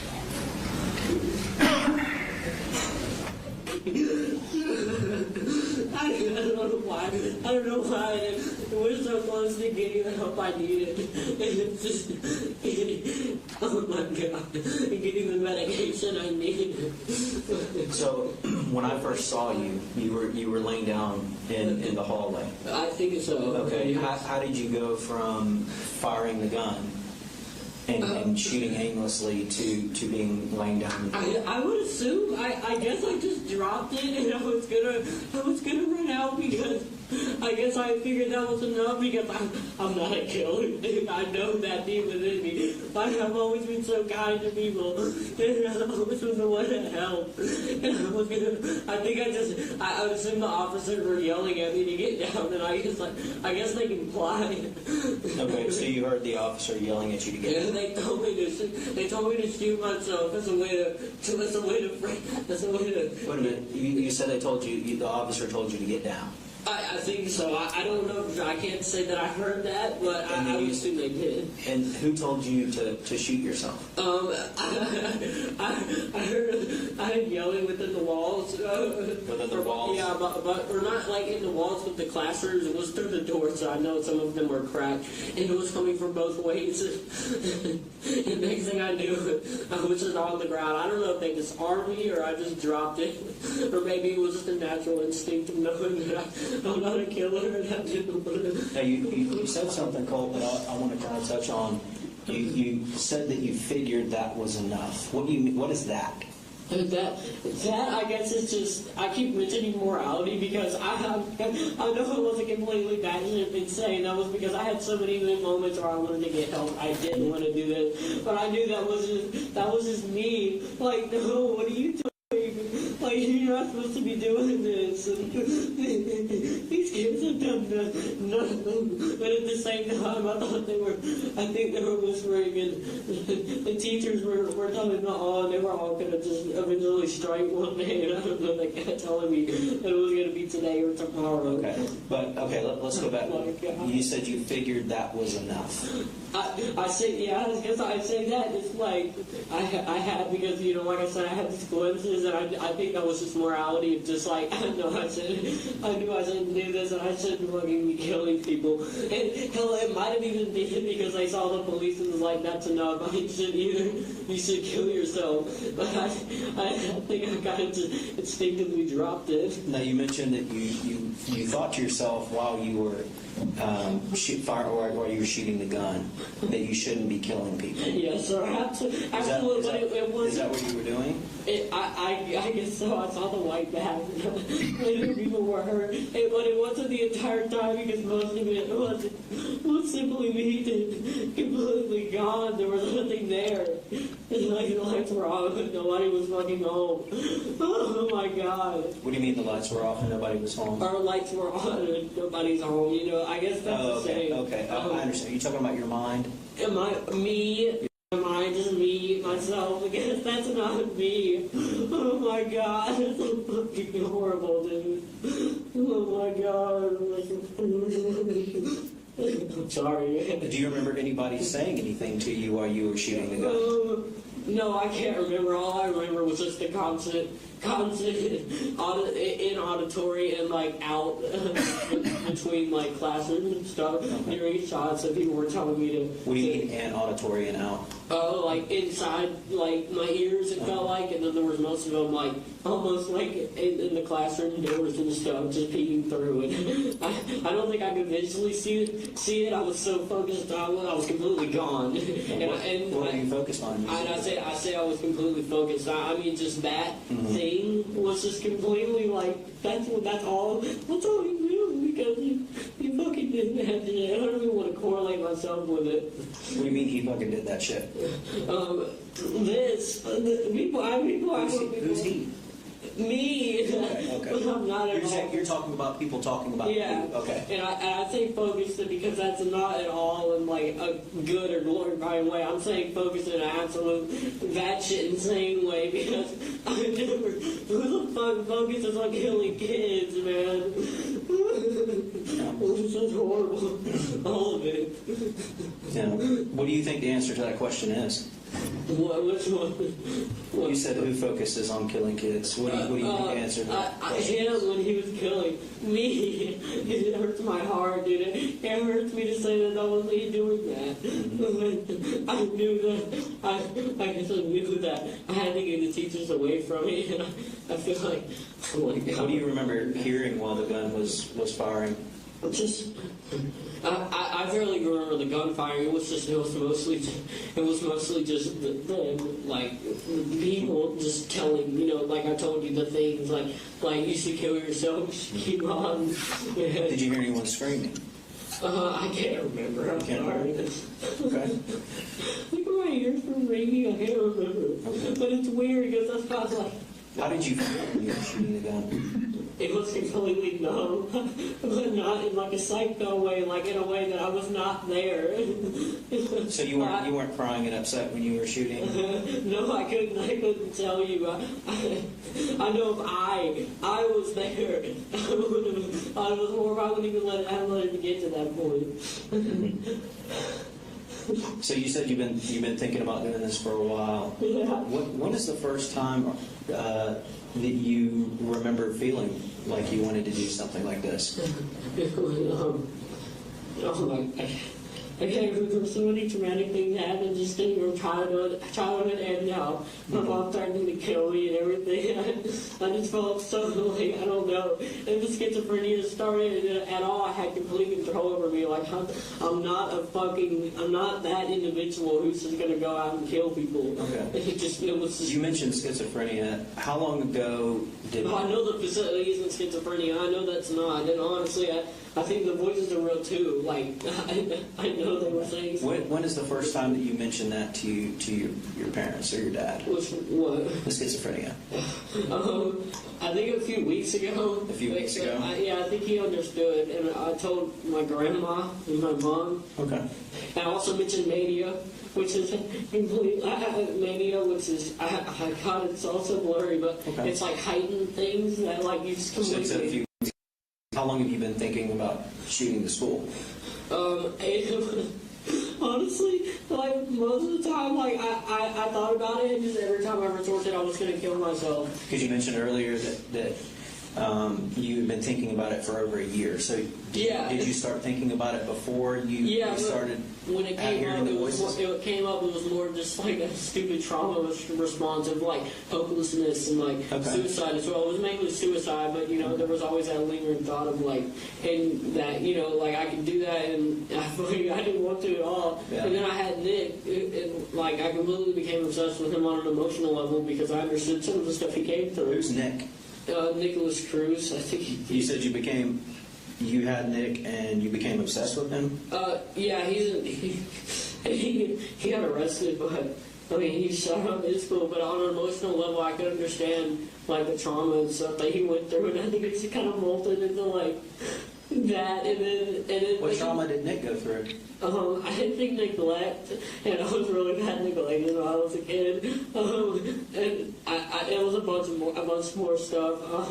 Just him, like, it was a bullying aspect because I was bullied really bad in middle school, but I don't think that's at all a reason. Like, I love the school. You told me earlier that you weren't bullied. No, here in high school, the school that I've been Okay, in but for- you were bullied in middle in school? middle school, yeah. Okay. Because I was going through a really bad time. I was wearing like 2 jackets at a time, and people obviously thought that was weird because I was just What middle school did you go to? Jefferson Middle School, I think. Is that in Jefferson? Yeah. Did you just moved here? Okay. When did you move here? Over the summer? I think so, yeah. We've been here since, like the start of summer, like, or late 2023. We had Christmas here. and like, it was just, when I say a year ago, I started school here a month ago because I was originally the plan for a while. Right. They never got around to getting me into school. The plan was to do homeschool, but they just now got me signed up for school. My mom was supposed to be doing it, but... So help me understand, you mentioned your address earlier that you live off of the Smith Mill Road. Who lives there with you? Wait, 896 Harrison Mill. Harrison, oh, I'm sorry, thank you for that. 896 Harrison Mill Yeah. Road. My dad and my mom aren't divorced, but they separated a while ago because... What's your mom's name? Marcy Gray. M-A-R-C-I-E or something else? Marsee. Oh, okay. Thank you for correcting me. No, it's fine. G-R-A-Y. Yes, sir. Do you know her phone number? I don't know, but I'm sure it's my phone somewhere. I'll text her. Does she live at your house on Harrison Mill Road? No, she visited like for a week, but she's on probation because she like threatened to kill me and my dad and like was doing drugs and stuff. So your mom is on probation for threatening to kill you and your dad? Yeah, well, she went to prison for 6-7 months, but then she went to rehab. I'm trying to interrupt. The young gentleman here laying in the hallway, was he with you? No, sir. I completely like that. I guess he was random. I don't know. I told him I was doing it random. Nobody in particular I was targeting at all. Hello, everybody here, man. Who's the gentleman that he's talking about? I think it's the white bag. The white bag that's out here. Okay. I don't know, though. The white bag is, does he mean that he's deceased? Is that what that I white bag think means? so. Oh, my fucking God, dude. So you said that your mom was on probation for threatening to kill you? Well, she was on hard drug meth for like a while, and nobody believed me when I said she was, but eventually she kind of was slow story short. She duct taped my grandma into a chair and held her hostage, and then went on the road, I guess. And what was found was a gun in the car and meth and a scale, and so that obviously got her up charges. She duct taped grandma to the chair? Yeah, she took a picture. And she took a picture? How long ago was that? It was like a few months ago. A few months ago. Like 3 or 4, maybe. And was she arrested for that? Yeah. Because they found her at a Walmart. Okay, so your mom doesn't live with you anymore, and you know where she lives? She lives with her mom, my grandma. She lives with grandma? Fitzgerald, Georgia. She lives with grandma, the one that she duct taped to the chair? Yeah. I was scared for her, too. So that's in where? Fitzgerald, Georgia. I think her was addressed as White Drive. Y Drive? White Drive. Y Drive. I don't know which number. Okay. Does anybody else live there with you, other than your dad? It's me, my dad, my sister, who's 13. What's your sister's name? Jenny Gray, Gray. And my brother, he's in Tulane. You said your sister's 13. Where does she go to school? She goes to Hammond? He's in 8th, I think. And you have a little brother? Yeah. What is your little brother's name? Colt Gray. His actual name's Colt Gray. I know. C-O-L-E-Y? Yeah. How old is he? 8. He's 8. Where does he go to school? I get confused with the name. I think it's Creek something. I can't remember. Creek something? Okay. Or Drive. I can't remember. That's okay. Anybody else live there with you? No, it's just us. So who was home with you this morning when you... My brother, my dad took my brother to school, and my sister gets on the bus after me, so I told her I loved her. Okay. And I don't think she didn't know at all what was happening. I didn't either. I don't know what the fuck this is, any of it. Okay. You mentioned you got the gun, you think, out of your dad's truck. Is that something that you did this morning? Somewhere that it was locked up, obviously. Okay. So is that something that happened this morning, or did it happen before today? This morning. Happened this morning? Yeah. Okay. Like right before I Does your dad have another car? Like, does he have more than one car? No, he has a truck. Okay. So you said your dad was gone taking your brother to school? Yeah, he went to work. Okay. So did you get the gun? I'm assuming you got the gun out of his truck before he Out of left. his truck. Yes, sir. But I'm not completely sure because I'm connecting dots. Like, if he may have left, it may have been somewhere else. If it was in his truck, I guess I definitely got it before without him noticing. Okay. Is there anything that you want me to know? I've asked you a lot of questions. Do you have any questions for I me? don't want to tell you anything. I'm so sorry. I just don't want any confusion. I just don't know why. This is fucking horrible. This is like, I can't even make any words for it. I really hope no one was hurt. So, kind of going back, just reading over some of the things that, and what I'm doing here is just taking some notes over what you said to help me remember what you said, okay? And you mentioned last year, about a year that you've been thinking about it, about shooting. When you said thinking about it, is that shooting up a school? Mainly just suicidal, but Suicidal? But yeah, it was mainly the thing. The facility, like I say, it altered a bunch of shit in my brain that contributed to doing something like this. Because I thought a lot of them, one of my teachers mentioned that she knew somebody at Neverson Middle School. Did you ever, I know you mentioned that you talked about it on Discord, but did you ever tell anybody on Discord your plan to shoot up a school, or did you? I told, honestly, I vented a lot to them about the struggles I had been going through, and it came up, yes. But I don't think it was enough for them to actually, because they were worried. I don't think it would have been actually enough for them to be able to go. What do you remember saying to them? To say, thank you for being here. And I don't know what'll happen. I'm getting help soon, and I'm happy about it. Did you? What specifically did you say to them about shooting up a school? Oh my God, I can't remember. I'm trying to remember, but Is that something that happened recently or a long time ago? I think it was recently, to be honest, like a week or two. But I know it wasn't openly. If it was anything related to shooting, I know it was along the lines of I really don't want this to happen. It's just like auditory and the shit that's been going on with me. It's just getting worse. And I thought about calling a hotline, which I did, but nobody responded in the bathroom. Yeah. And then the officer, I wish he would just open the door. When you were in the stall, help me understand how you were. Were you just sitting on the toilet with your legs down? Standing up. You were standing up? Yeah. Okay. I'm so sorry for you all. This is not something anyone wants to go through. I don't want any of y'all in the offices. It's horrible. No, this is you're right. This is not something. This is horrible. It's fucking disgusting. This is the worst nightmare for everybody involved. Oh my God. Oh my God. And at least I have some more grounding because I feel like this scared off most of the things that was happening. I feel they got me horrible in the What do you mean this scared off most of the things that were happening? Like auditory things and the teachers. I knew they weren't going to do anything bad to hurt me. When did you know that? Just as soon as I kind of just came back, and talking really helps with it because it kind of helps me come back to my senses. It's just more of So you're talking about after the shooting? Yeah. I feel like it definitely So after you shot people, you felt like the voices went away?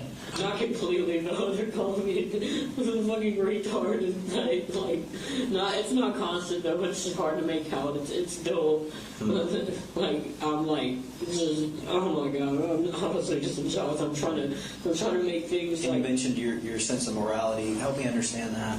Sense of morality is like me. Oh, ours has been so innocent, and so when you hear that, it's really it's not the case with most people. But I had glimmers of this is wrong, and I love my parents. I don't want to hurt anybody. I don't want to traumatize or be known for this stupid shit. Oh my God! But it was just So what was it about, Colt? What was it about today that made you've been thinking about this I know you said you've been thinking about depression and for over the year, at least, over the past year, and thinking about killing yourself. How long have you been thinking about killing others? Oh my God, it's at least a month or two. It obviously come up in the past, but it wasn't as bad. Did you ever tell anyone that you were thinking about killing others? No. No.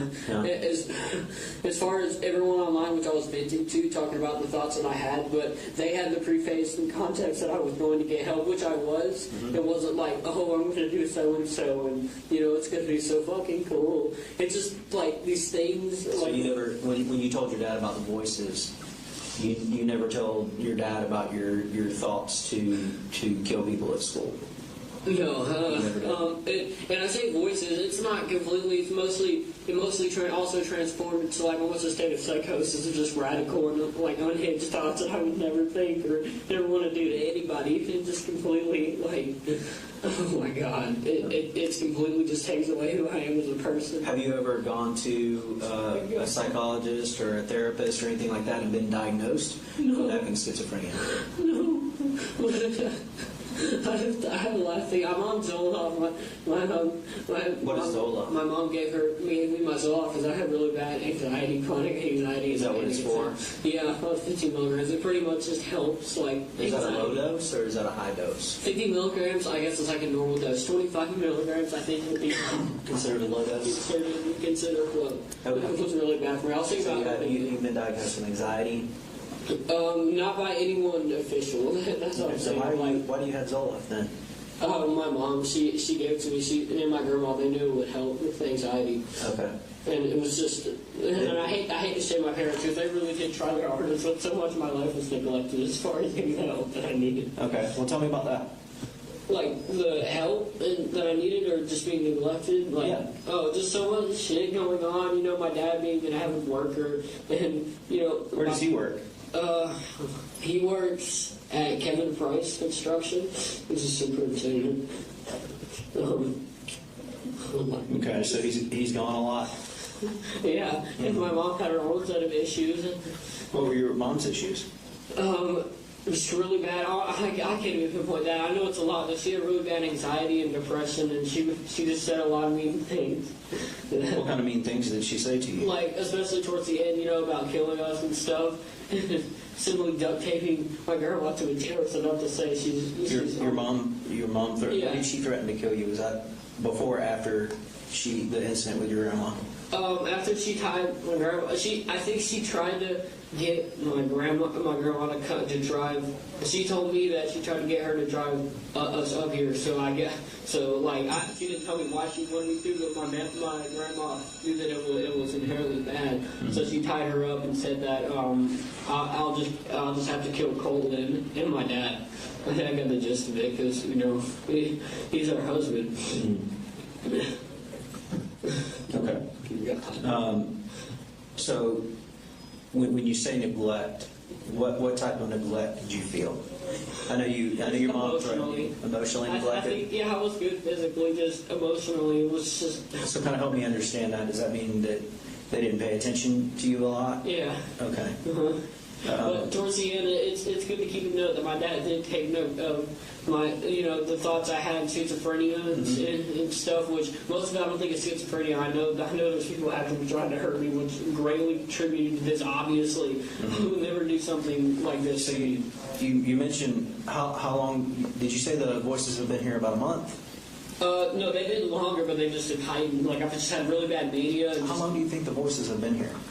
It's hard to pinpoint. It came and go. They came and went, but it was mainly just whispers and family members for months now. Honestly, I don't know if it's an exact year, but just all the trauma and stuff just kind of recluse, and it just really didn't help with the obvious mental illnesses that I was developing. Mm-hmm. Well, you said mental illnesses, like plural. What mental illnesses do you think that you have?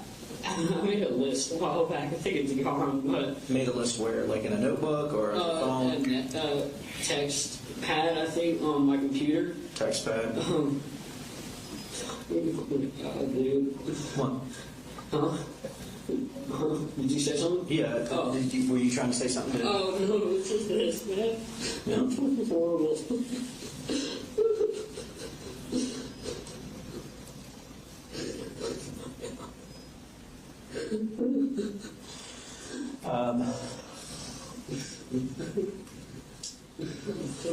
How have things been at home with your dad?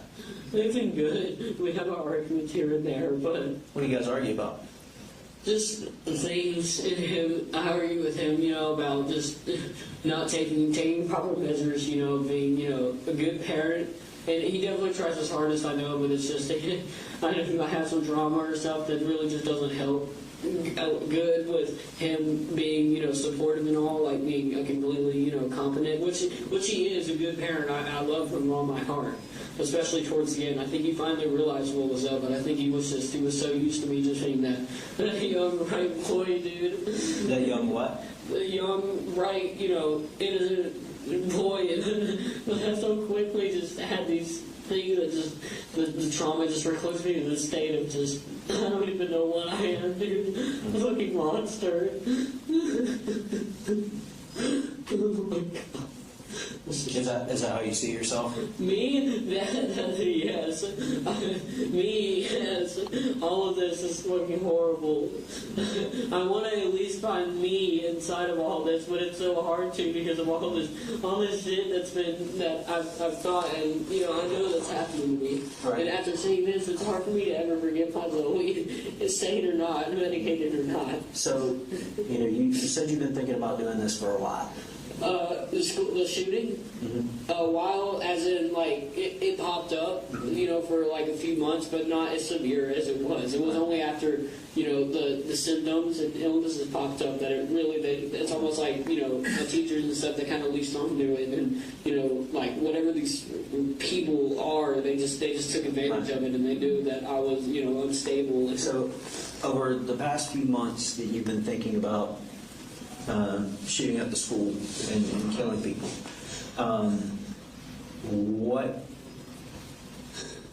what made it today? Today, I was told via waves, I don't know, it was something that I know I heard, and it was a multitude of people, said it was going to be sometime soon. It was either going to be possibly the day tomorrow, it could be this week, I didn't know, and I was scared, and that kind of formulated into I wanted to get help, but like I said, with that, it formulated into them saying you should do some fucked up shit like this to try to deter them. I don't know, not. It's kind of weird because not whispers specifically, but just the teachers, because I know them and some Have you talked to the school counselors here about the voices that you hear? I have once. I went a week ago. A week ago? Yeah. What did they say? She just called my parents and just kind of listened. She didn't really give me much advice, but she did say it take as long as I need, if I feel unstable, which I did, and I'm glad I took that route. Did you tell her that you felt unstable? Yeah, at that time, and that's when it just. Do you remember the counselor that you talked to? I know she was African American. I don't know. Okay. African American. So there wasn't. It was the voices that told you today was the day. Not only that, it was kind of a 50-50 possibly. From what I can gather from it was that, and the teachers, whispering subtly and having having people inside the classroom. When you went to go talk to the counselor, did you tell the counselor about the teachers? Yeah, I did. I told her that I thought, and I also told people online that I thought my teachers were plotting against me. Now, obviously, tried to calm me down, but I know I'm not insane. I know they were. When you have stuff like that goes on, it makes you resort to shit like this, and it's pretty obvious. Remind me what the teachers were saying to you. The teachers were saying that it's coming. The day it's coming, that we're going to take you and hurt you. And also, I think they were letting the kids in.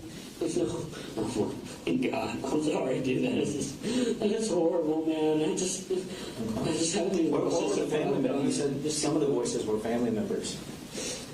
What were the family members saying? They were saying that it was for the best and that I needed to do it. And for a while I knew not to just deter it away, but eventually... Who were the family members' voices that you were hearing? I couldn't make it out, but I knew they were from Hilliard, so I kind of automatically assumed. Okay. I know if it helps at all, I kind of like talk to my auntie a lot because she has bipolar and it's schizophrenia. So I know it's just I like talking to her as a way to cope with it. Okay. So when you came out of the bathroom and you started shooting, do you remember how many shots you fired? I can't remember. I'm sorry. Really anything like just related to that, except if it was just me morally having these glimpses of just like, what the fuck, man? I can't remember. I was just completely gone. And I'm sorry. I know that sounds like completely like just horrible at what I've done. You only brought one gun. Yeah. Okay. Something like that. I think. You mentioned kind of, if we can go back to when you moved here, you said you moved here last year? Yeah. You remember what month last year? November, I think. Okay, so you've been here almost a year. Yeah. When you moved here, like, what made you guys move? My mom and our previous landlord, they weren't really good because my mom was like flipping her off and chasing down the neighbors' cars and stuff, really just kind of losing it. And like they were all just kind of freaked out, so me and my dad kind of thought it would be best after she had left because we were still there. Okay. She had left, so we just thought it would be best if we just left it all behind, just for the better of our emotional state. Okay. How have things been since you moved here? Is it better or worse? It's been good. That's what I'm trying to say. Yeah. It's been good. Everybody here is treating me wonderfully. Yeah. How do you get along with your brother and your sister? Good. I love them. Okay. But it's wonderfully, aside from just how it's just formulating to them, like, plotting against me, I know. But aside from that, I like, the interactions, they're nice. Did you start school in August here? Or you just... Here? Oh, no, I started here like a month ago. Like a month ago? Okay. Yeah. Okay. Have you gotten to know anybody here? Do you have any friends here at this school? Not really. I mean, I just kind of waited for people. I was going to ask this one girl how I never got the chance. I couldn't find her because she wasn't in any of my classes. But I thought I was going to make friends with her. I just kind of waited. I gave it some time just to let people see if they would reach out to me, and then eventually I would get involved more with like clubs. Okay. What kind of clubs are you going to do? Technical. Okay. And, computer-wise. Mm-hmm. You like computers? Yeah. Okay. What kind of computers do you have? I just had one. I built it my own. You built it? Yeah. And you said that you destroyed it today? I don't think completely. I know I just did something with it. I guess whatever affirmed to them that it was destroyed. Because it's like, and honestly, as in destroyed, I mean, like I thought, destroyed can mean many different things. Like you could smash it. Yeah, I know, but I think considering I'm technical, I assume I probably just took a few parts out. Okay. But I know I did it because I knew they were in. I had this overwhelming just paranoia of like I knew they were inside my computer and they were listening through my headset and everything. I didn't like it. Did you ever talk to any of the people here? And any of the students here and tell any student? No. No?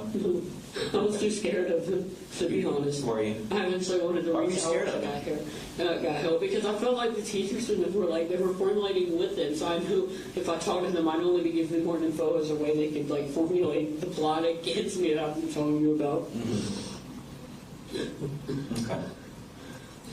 Do you have any questions for me? Not really, but if you have any questions for me, it's fine. I just need to get like. I'm gonna step out for a moment. I'm gonna have someone come in here and sit with you. Okay. I'm gonna talk to some people, and then I will come back in here and talk to you. I'm sorry, all of you. I know it doesn't mean much now because of how fucked up it is. But all of you, every officer involved, every family affected by this. If there's anybody killed, oh my god. You mentioned, like, what got you, I'm just kind of curious before I go, you mentioned Nicholas and Nick, Yeah. the school shooter. Yeah. How did you messed up, but I didn't at all glorify it. Okay. When did you become obsessed with him? I think those were the words that you used. 2 or 3 months ago, I'd always been kind of into true crime, but not on a level. I never have been on that level of like, I'm going to do what he did. I can just understand it on an emotional level. I really like studying his case. You studied his case? Yeah. How did you study his case? I don't know if this means much now, but they took advantage of that, as in like doing something like this would let Nick know somehow, and I thought it was absolutely delusional. That's just another thing that I just tried to write off, but it eventually just formulated within all of this variety of things that contributed to this. Okay, you said they said doing something like this. I'm assuming you're talking about the voices. Yeah, Which voices? when I say voices, I mean like also like, and I know voices is just such a stereotypical phrase, but it's a multitude of things, and like, messages I feel like are left. Did you agree with the messages, or with the voices, or the messages, or whatever? In what way? That doing something like this would get back to Nick? No, for the longest time I didn't try to hold it off. Okay. But eventually they just sent me into this like just complete just state of just gone, just psychosis, and it just. So when the voices tell you to do something, do they tell you? Have they ever told you to do anything else? No, not really. No, not really. Suicidal just kind of came from the trauma and just Okay. So suicidal, is that? And I don't want to put words in your mouth. But suicidal, is that something that you chose? That you? It was a mixture. It was definitely, it wasn't me chose as like, oh, I'm going to kill myself because I hate everyone. It was more of just like just feeling so hopeless, and having all the trauma related things, with my mom and just as a kid, and then also having them, they're obviously they're going to find weak spots. Right. Okay. When these voices are talking, do you ever agree with them?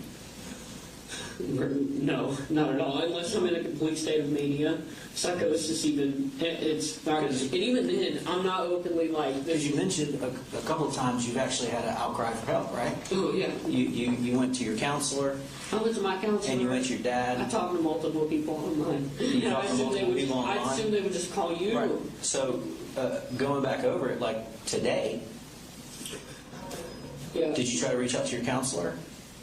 I was on my way, yeah. At that moment in that classroom, I knew things were just getting really bad, and I felt like they were really, like, today was the day they were going to do something to try to attack me, and I was on my way. And I brought my book bag and everything, and, I was going to go in there, and I was going to show her the weapon that I had, obviously, like, please, get this away from me. I don't need to be doing this. It was just like at that moment. When you shot students here, was that in the counselor's room? Or around the counselor's area? No. I can't remember. I'd assume it was just here. Okay. Was it closer to your second period? I think so, yeah. Okay. Because the police response, I assume, was quick. Okay. So I don't think I got that far. I didn't want to get that far, really. It was just, I'm glad they stopped me. All right. Well, I'm going to go have a talk with the gentleman outside. I'll have someone sit here with you, and I'll be right back with you, okay? Okay. I won't do anything stupid, I promise. I'm just going to be here. Well, I'm not going to leave you long. Can I get somebody to stand with him? Yeah. Stand down 12:07 hours, interview approximately an hour and 6 minutes long. It was an interview with Colt Gray at Apalachee High School. Hey. Hang on a second, what was on that? I think approximately 2 minutes. Okay.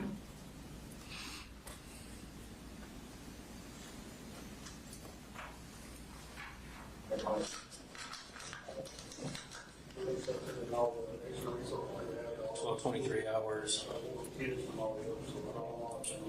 on September 4, 2024. Nicole, so I just got a couple more questions for you. Do you remember where the bathroom was that you came out of? I think it was on this hall. You think it was on this hall? Yeah. Okay. What does your book bag look like? I think it's black. You think it's black? Yeah, it's black. How sure are you that it's black? I think, yeah, it's black. Okay. And why do you think the bathroom is on this hall? Because I'd assume it was. I mean, I don't know how it would gotten I'm not sure what happened. Is there anything in that book bag that could hurt anybody Oh, else? no, sir. No, sir. You're sure? Yes, sir. Okay. All right. No sharp, no box, no nothing. Okay. We'll call it at this time. Actually, should be open. At this time, you're going to be placed under arrest, okay? So we got a transport unit that is coming to pick you up. Yes, sir. We are still trying to figure everything out. Yes, sir. And I'm going to come explain to you Okay. exactly. Right now, I don't know all of what you will be charged with. Okay. Yeah. But as of right now, you know that it's illegal to bring a gun on school property. Obviously, it's illegal to shoot at people and to harm them. Yes. So right now, you're being placed under arrest, okay? Yes, I understand. Okay. So we're going to get you transported. Okay. Is there anything else I need to know before you leave here? No, I don't have anything else on me. All right. I'm going to be contacting your dad, and I'm going to be talking to your dad. Yes, sir. Is there a message that you want me to give your dad? Tell him that it wasn't his fault. Tell him that it wasn't his fault? Yeah, no charge imposed. Okay. I'll tell him that. Okay, thank you. Is there anything else that he needs to know? No, I think that's the main thing. The rest is probably be better off getting than me on. Okay. I'm going to go check and see if we got a transport unit here that can take you. Okay. Do you have any other questions for me? No, sir. Okay. Wherever you're going, I'm eventually going to come there and explain to you what the next steps are, okay? Yes, sir. All I right? understand. No.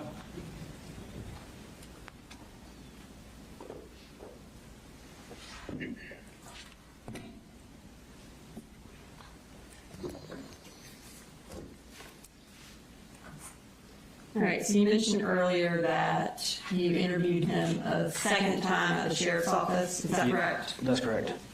Where did that take place, that second interview take place at the sheriff's office? That was done at the Criminal Investigations Division in an interview room. And why did you take him to an interview room? What was the purpose of that? So we could have it video and audio recorded, have the interview captured that way. And did you video and audio record the interview in that room? Yes, ma'am. Do you also use a handheld audio recorder as well when you're in the interview room? I do. Anytime I'm conducting an interview, I will record it, if we're using our interview room. In the event, anything can happen with electronics. So in the event that something does happen with the electronics, I will have a backup copy. And for this particular recording of Colt Gray's second interview at the sheriff's office, did it video record the entirety of that interview? Not the entirety, no ma'am. But did it audio record the entirety of the interview? Yes. About how much of the interview is only audio? I believe there is approximately an hour and a half that is audio recording, and then there is roughly about an hour that is video recorded. Okay. And for State's Exhibit 340, which is the interview with Colt Gray at the sheriff's office, is the entirety of the video recording on in that exhibit? Yes. And then after the video recording ends, does the audio recording pick up? Yes, ma'am, it does. And have you had an opportunity to review your interview at the sheriff's office? Yes, ma'am. And is it a fair and accurate recording of your interview at the sheriff's office with Colt Gray? Yes, ma'am, it is.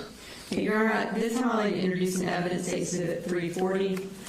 It is in one clip with the video recording at the beginning, and then when the video recording ends, the audio takes over.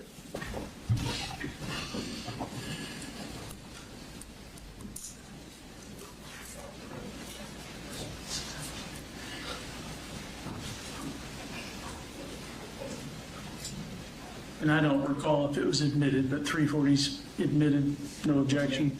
No objection, no objection. Introduce myself again, okay, in case you got my name, okay. I'm the Investigator Smith, I'm with the Bear County Sheriff's Office. What kind of person? I'm sorry, it's a little difficult to hear, Your Honor. I think we have it all the way up on our computer, so I don't think we can make it any louder. I have just given it almost all I've got. Okay, okay. So I wanted to, I told you I'd be talking with you later. You want that? Okay. Before I do again, because you are under arrest, I'm going to give you rights, okay? Same thing last time, so that you can be before. All right? have the right to remain silent. Anything you say and will use an instrument for the law. You have the right to talk to a lawyer and the president will be whether you do questions. You can afford to hire lawyers when you be appointed to represent you if you have any questions if you wish. If you can decide at any time to exercise these rights and not answer any questions so you can state them. Knowing and understanding your rights without explaining to you and having these rights in mind, you have to speak right now. Yes, sir. So there's a couple of questions. As you can imagine, there's a lot of people involved in this case that haven't been, they've been doing a lot of investigating in school. There's a lot of people to talk to. It's the process. Okay? One of the questions that have been posed to me is in reference to your cell phone. Okay?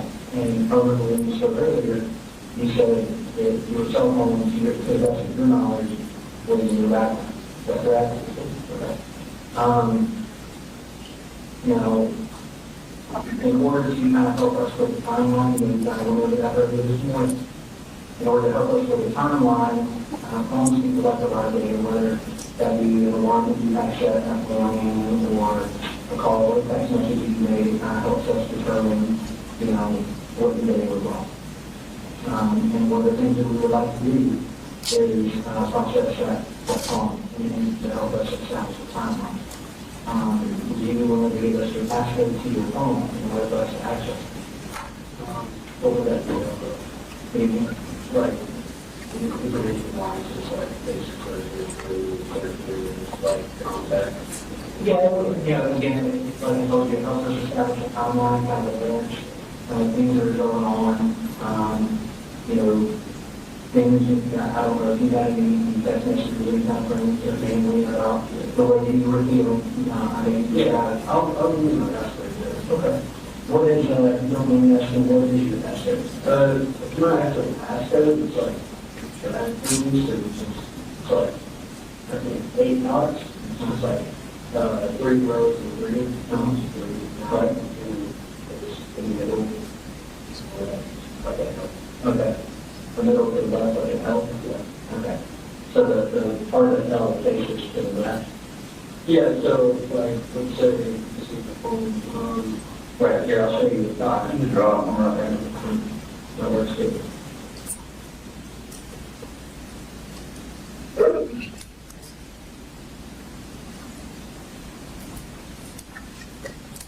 And those are the dots that you just got it on there, and that right there. But, so another thing that I kind of wanted to talk to you about is we don't have a search warrant in your house. Okay, we go to your house and kind of conducted a search there.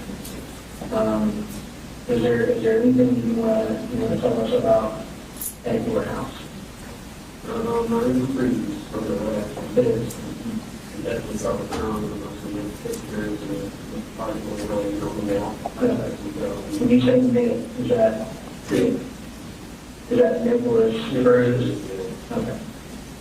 And why do you have those pictures up on your wall?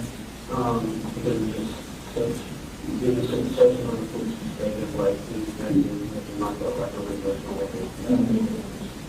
Started going that one. Hasn't been up so long. When do you think they might? Like 2 weeks ago. 2 weeks ago? Yeah. There was some other stuff up there in the book trap. There's some writing, I believe. Oh, probably just from newspaper. Newspaper articles, yeah. And you mentioned to me earlier, you were telling me you found anything success for me. Yes, sir, but also it's thinking of that I did also such a way that, like, oh gosh, telling us more about that, and it's more like things you can, like, think of very. Okay, yeah. Tell me a little bit more about that. Well, I think you wanted me to be into the covering. Well, like I said earlier, I don't want to do true crime, researching, whether it be the serial killer or they never got, out of hand. And so we need to, I think, watch all the trials and just do a lot of dots that connected doctor relates in that way. And most importantly, the stuff that I've been done. And how did you know you connected with him? The neglect from the overseers of not having it right there. The price for help,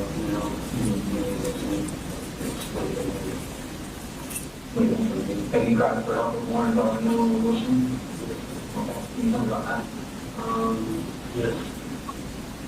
Even online, probably stuff. And then with my parents, took a while for my dad to finally realize, but they're always busy, family drama and stuff like that. With our friends, kind of what kind of red flags do you think, what a red flag is? Okay, what was a red flag? Red flag is something that not right. Do you think that there were any red flags that people miss? Honestly, okay, what about that? The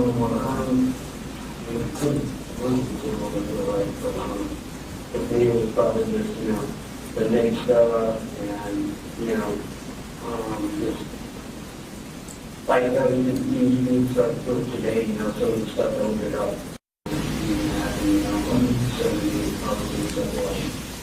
That's just there as far as actually stopping me. I feel like the treatment-wise, I could definitely tell off for a while. You get some red flags. But I would really have to touch on that. It's something like they kind of just come up,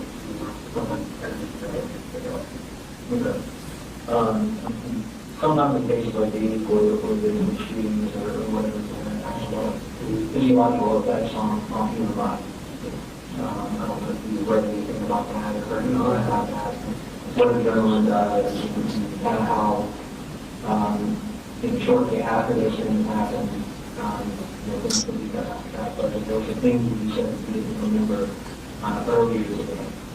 And kind of walked over it a little bit, a timeline of being like, you said, you remember telling me that you hadn't slept in the last day. You said, yeah. Okay, I can tell you that. But it was also, everybody ties to the like almost a blackout, stay of black name, stuff those things.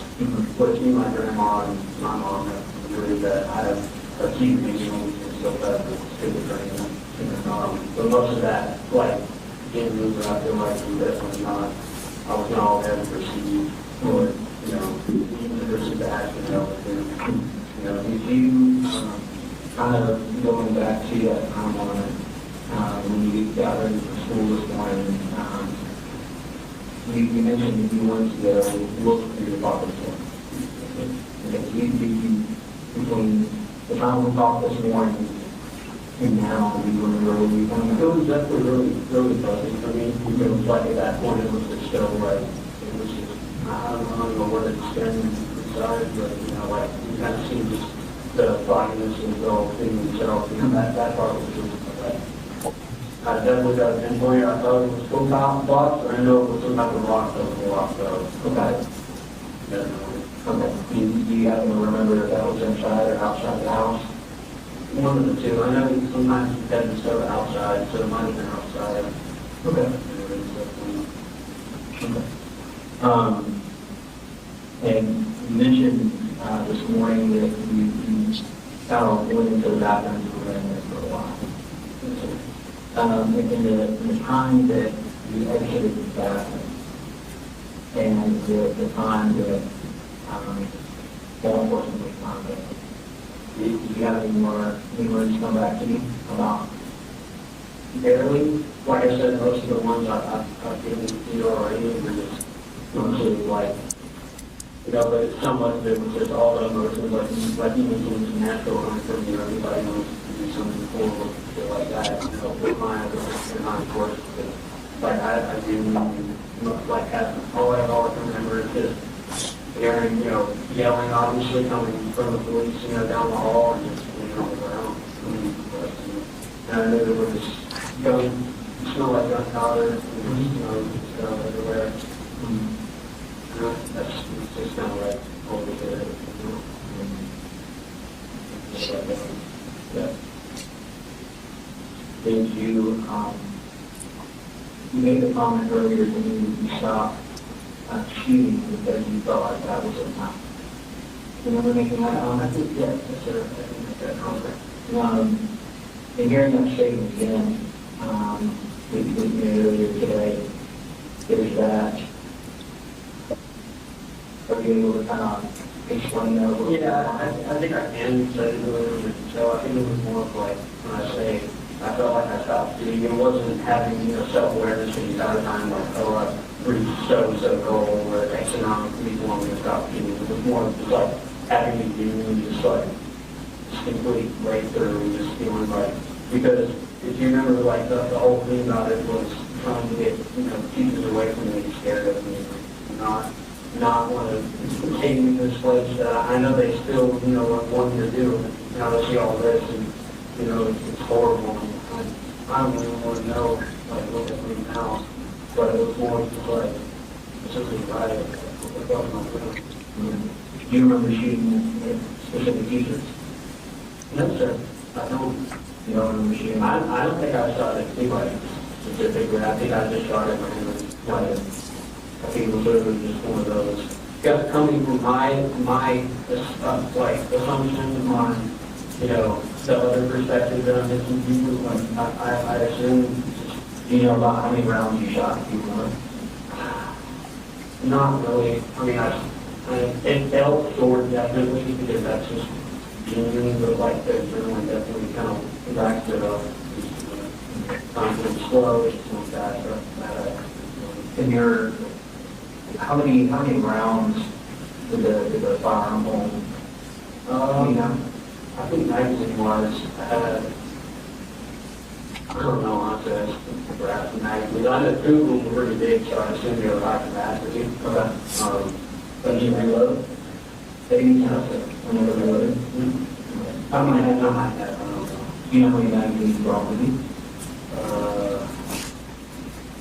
And when I say grab them, I literally grab like the two or three, maybe three. Yeah. Okay. Were those magazines loaded or unloaded? I think they were loaded. Yeah, yes, sir. It's like each stuff loaded. Okay. When you say each of stuff loaded, my dad. Okay. Not usually, but we were planning on going to Illinois deer hunt. So we were already kind of, excited about that. So, we'll load stuff up and get boxing in and we were going to see if we could get one of the magazines, like, at least breaking. Of course, he's a big home at the side, so we got the all the bags and one magazine with him. But if they're bad, or, Did you load any magazines today? So, I mean, you grab whatever you grab, that was part of it. Was it firearm with you got? Firearm? No, I don't think it was. I think we remember, like, talking about what time they do that. Did you do that in the bathroom? I think so. Part of the gateway? I think so. Okay. Do you know what kind of rifle it was? I said it was on the SIG, because I haven't been doing that outside of what always did. But I think it was the SIG. There's one of their rifles, I assume. I mean, there was all like New York and cities that I assume there's the Creed something. Because my dad wanted me to do that same model. Okay. And have you shot that one before? You shot it. What were you guys with? I can't remember the name, but I know it was up in North Florida. How many times do you think you shot that gun? I mean, I've gone through 200 rounds, like, part of the practice at the range. And did you guys have one shooting or is that 200? Oh, we actually have only been 2 times, and I think we brought up for each time. Okay.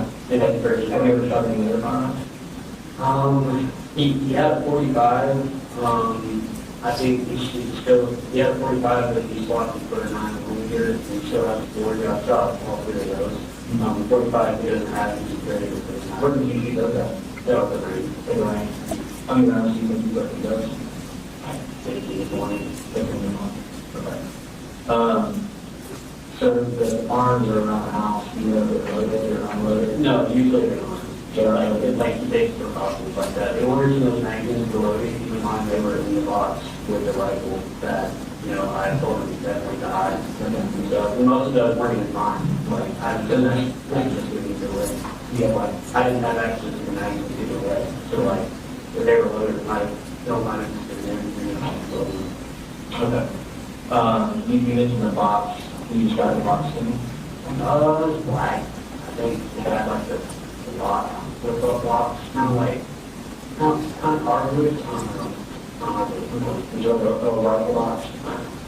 I don't know. It was like just kind of a rectangle. Okay. There was a rifle in there as well? Yeah. It was. Yeah. As far as, you mentioned earlier that you were just shooting. If you remember shooting at people. I do remember being on the ground and looking back and seeing a white back, which, you know, I assumed was a body. So I can only assume that doing this, you know, especially with the whole concept of like these people being happening, I assume like that shooting.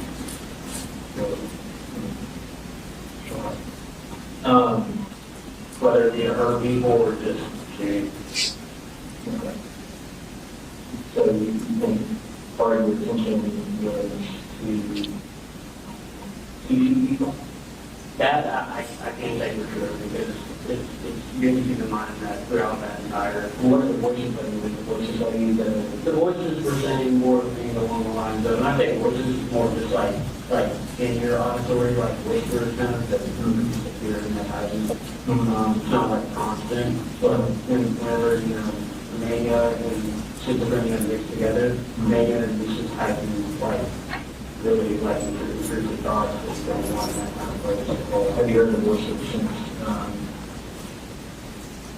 you see this one? What did it say? Just like coward, insulting, coward emoji, coward. I don't know. I just find that out myself. I can only assume that I'd be a coward because I kill more people, you know? I mean, that's what everyone's interpretation of it. Yeah, that's my interpretation. How many people you think that you kill or you coward, you know? All I saw was that bag in the hallway, and that's it. And we don't work as the ones you kill people. Like, more people, yeah, that's why they were saying like coward and stuff like that. But I had this like sudden just completely walking over to this other. For the voice orders, I mean, anything else? They told me with like passed on and stuff, like really intrusive stuff. Like, I think of a good example that can be purchased as well. When I think intrusive stuff is like stuff I obviously don't want to hear. So like the one time I went to the counselor because I was nervous for myself, you know, was just like, you know, see something teaching trying to hurt you, and that ties into the whole facility and how honestly I think they are correlating stuff regularly. Like, do they ever say anything that you agree with? Barely, rarely, you know. Like, and sometimes it's more just like insulting other people. So I guess what I'm trying to get at is you don't ever agree with the voice of people. No. Have you any questions? I spoke about what you said earlier, about what type of problem you have. I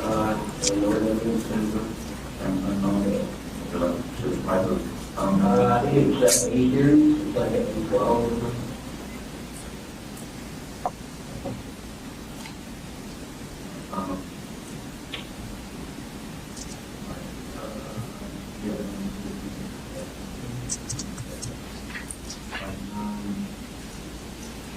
What's the red flag? I don't have a rule on that. When that comes on red flag. I'm sorry, I'm not being able to put it again. But flag-wise, I think it was more like subtle jokes even, is more of like, you know, oh, I hope, this mania doesn't kick in and, I have access as a gun or something like that, and just kind of laugh it off, like with family members and friends online. Who did you said family members, who did you talk to? My dad. Me and him joke, like, dark humor-wise like that. Not often, but he did towards the end, like when I would joke like that, he did get concerned. Mm-hmm. And that's why he made and I made myself, the actions to go forward with. Do you remember your online friends' names on Discord? No, but I have them all added, so you could probably go through there. I think one of them's Mandy, and then that's the one I know. And yours was the occasional burner. Yeah. Okay. Is it spelled weird? Is that like a dollar sign? No, it's just occasional. Occasional burner, space burner. No, no space. No space. Occasional burner. All lowercase, uppercase. All lowercase. Okay. What do you like about Discord? I don't use it very much. I will say that. I only had it just to reach out and connect with people, Steam-wise, and because I am a gamer, build my own computer and stuff. So that's kind of... What type of games do you play? Simulator games, Call of Duty, obviously. But that, not really. I've kind of retired from that. I rarely play it anymore. But it's more of just like RPG, like Skyrim type stuff, like sword fighting. Mm-hmm. I knew Mandy, we and her got in contact because we were really like sharing ideas Nick-wise. Like, they were never anything bad as to, it was an echo chamber of like, oh, we're both going to do something. It was always just like how we agreed that it was bad what he did. But. Did Mandy ever send you any pictures or anything like that? Oh, her? Mm-hmm. Oh, yeah. She did. Was she like your age, or how old was Mandy? 16, I think. She was 16. Mm-hmm. What did she like about Nick? Same thing really, like that I did, just like the emotional aspect of it, and because she does get bullied a lot, so she related to his, the part where he was getting bullied. Nick was bullied? Yeah. What kind of bullying did you experience? You said you didn't experience anything here. Yeah, but in middle school, it was just, like I mentioned, I was just like really in a bad headspace at that time, just depressed-wise, and anxiety, no medication. So, like, showing up to school with, like, a puff jacket and 2 hoodies on underneath, like, in the dead of summer, never wearing short sleeves, just being weird, like, really just not, like, somebody would try to talk to me and I just wouldn't talk back. Mm-hmm. So. Is that a decision that you made? Why didn't you want to talk back with them? Because I just couldn't think, like, I was just so, like, socially just inept, like, I just couldn't, like, I couldn't even formulate really what to say. When did that begin? Early 7th grade. Early 7th grade? Yeah, because that was when my mom and stuff was like, on the drugs, and her and my dad had just separated, so it kind of took a toll on mental health. Have you ever used drugs? Me? No, sir. No, you've never used them? No, sir. You mentioned not being medicated. Was there ever a time that you were medicated? No, sir, other than Zoloft, which I'm on now, which isn't even prescribed, but it definitely helps. And you get those pills from who? My mom, because she gets prescription for me. My grandma just sends them to me. But it's not in like a bad way, because I genuinely do have really bad panic attacks, and chronic anxiety has helped me a ton with actually going out and communicating. Okay. What's your grandma's name? Deborah Paul Hamus. Paul Hamus? Paul Hamus. Paul Hamus. Where's that name from? Is that like German or something? I don't know. It's just Paul Hamus. Okay. Is that the one that lives in Fitzgerald that your mom tied up? Yes, sir. Why'd your mom do that to her? I mentioned earlier to you that she wanted my grandma to drive her up to us, and God knows what she wanted to do, but my grandma denied, and so she did that in return. Okay, so your mom wanted your grandma to drive her up here, and she said no, so she taped her up to a chair? Yep. And she was. What did you think about that? I hated it. She took a picture and everything. It said to all of us. It was, What did you say a traumatizing experience. Nothing. It was just a picture of my grandma tied up, and she had been there for like a day, so she had like stains and stuff all on her pants. It was really nasty. It's sad to see. Yeah. This Mandy girl online, how long have you been talking to her? Like 2 or 3 weeks. Okay. That's it? Yeah, I think so. I don't know, that looks bad, leading up to these events, but as far as her influencing me, no, not at all. No, I'm not saying that. Yeah, she was simply just a mutual online friend. Right. And you guys connected over Yeah. Nick, so what did she like about him? She just liked, I think it was more like the relation. She liked how he looked. She found him attractive. But it was more of like the relation emotionally that I think really made her like him. Was there anybody else that you connected to on Discord? Not really. I mean, I had my sister added, Mandy, this other guy who I played played Modern Warfare with, the COD game. He's really, really pushy, like, oh my god, I love you. He's a guy too. Does your computer have a password? Yeah, I think so. Would you mind sharing that with us? It's a Colt 2010 exclamation point. Write that down. Colt 2010 exclamation point? Yeah. Capital C? Yes, sir. Okay. Is that the only other device you have besides your phone? Is your tell me about your computer. What kind of computer is this? Just Windows. I built it myself. I used an MSI motherboard. I got a RTX graphics card. Usual RAM. Just the normal stuff like with computer. It's definitely expensive, but as far as operating system, it's Windows 10. Is it good with games? Yeah. Not laggy at all? It's really good. Okay. Do you, other than playing, what other kind of simulation games do you play? I like Minecraft. I meant to mention that to you. I play Minecraft with my sister a lot. Do you? That's kind of been my main. Also like Red Dead Redemption 2, which is like a cowboy type game. Open world. Definitely like open world games. Okay. You ever play video games with your dad? No. I tried to get him to, but he just couldn't get the hang of it. And he's a lefty, so the controllers, They make lefty stuff. Yeah, they do. I should get him. He just wasn't into it. Yeah, I could tell he was just so caught up in being like, oh, I'm so bad at the game that he just kind of gave up. Okay. You don't have any tablets or anything like that? No, sir. No tablets? No, sir. Okay. Anything we need to be concerned about in your room? No, sir. Okay.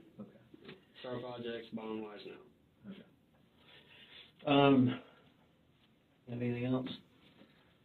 So again, I'm new here, so kind of help me understand this right here. When you said that you were shooting at random, you were kind of like, I guess having like a out of your mind experience, out of body experience? Or yeah, something that's like what I mentioned to him, that it was in relation to that. Not, for me, it wasn't directly looking down at myself or something while doing it, but it was more of just kind of like a psychosis stage of blackout, because that's an actual thing that people can have, and they just completely, just lose it.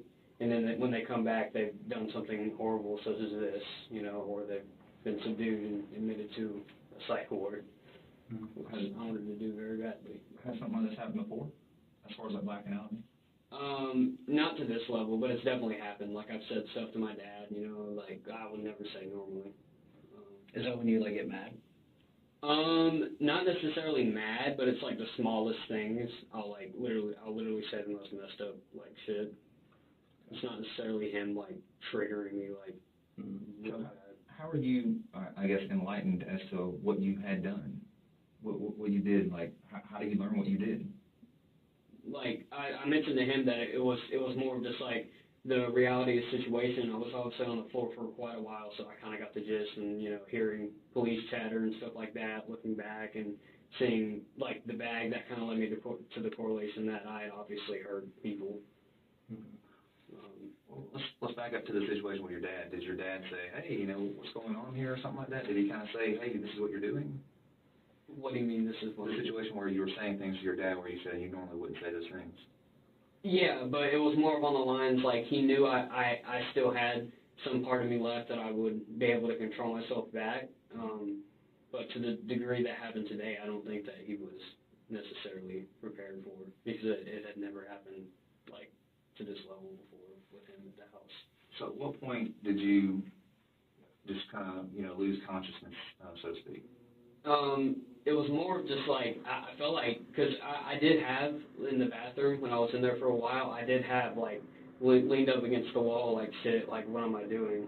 This is absolutely horrible. And then literally, like I was, like I told him, I was walking up to the counselor's office. I was gonna show her what I had, and, you know, like, please just take it away and, you know, get a resource officer to arrest me.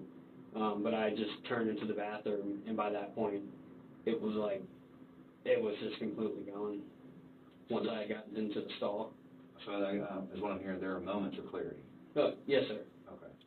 All right, so walk me through, like, all right, so this happened around 10:20-ish. All right, so that sounds like second period to me, is that correct? Yes, sir. All right, walk me through your first period.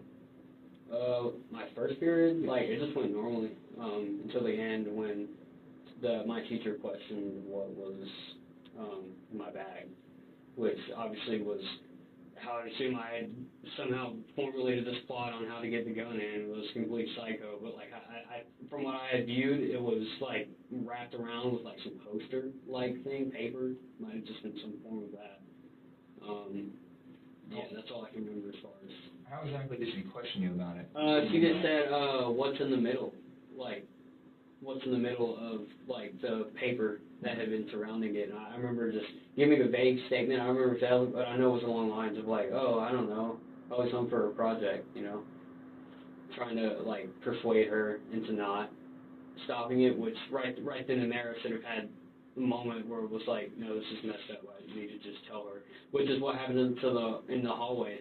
But by that point, it was just, like, almost in a sense of no going back, but, like, not the self-aware, like, no going back. Like, oh, I'm already here. I'm just gonna do this. There's no going back. It was like it had escalated like so badly at that point that I felt like there was no return. As much as I had tried my hardest to get the help that I needed, and even there, like today, like just stopped and just showed someone and gotten them, you know, to take me out. So do you go to second period from first period? Yes, sir. Okay. All right. So there's a class. Tell me, what time does class change? I think 9:48ish. I think 9:30ish, and then 9:38, and then second period starts at 9:45. 9:45. Okay. All right. So how long did you stay in second period? Yeah, that's when I was saying it was just like on the verge of this complete like psychosis at that point. I told my teacher I was going to go to the counselor because, you know, I felt that that's literally, I think that's all I said. Like internally I was like, I need to go to the counselor because I feel something really bad is like coming on. And by this point, you know, I had already had the gun and it was just like that's kind of what formulated that. I need to go to the counselor and get her to get a resource officer to take this away and take me to the station to prevent all of this. So I did that, and then I walked out, and that was probably 5 minutes, you know, in the class, and that's when I was on the path, but like I quite literally just made a quick, just completely, I went to the bathroom. So before all this happens, when you got your mind made up that you want to do this, but you know there's some of you saying don't do this.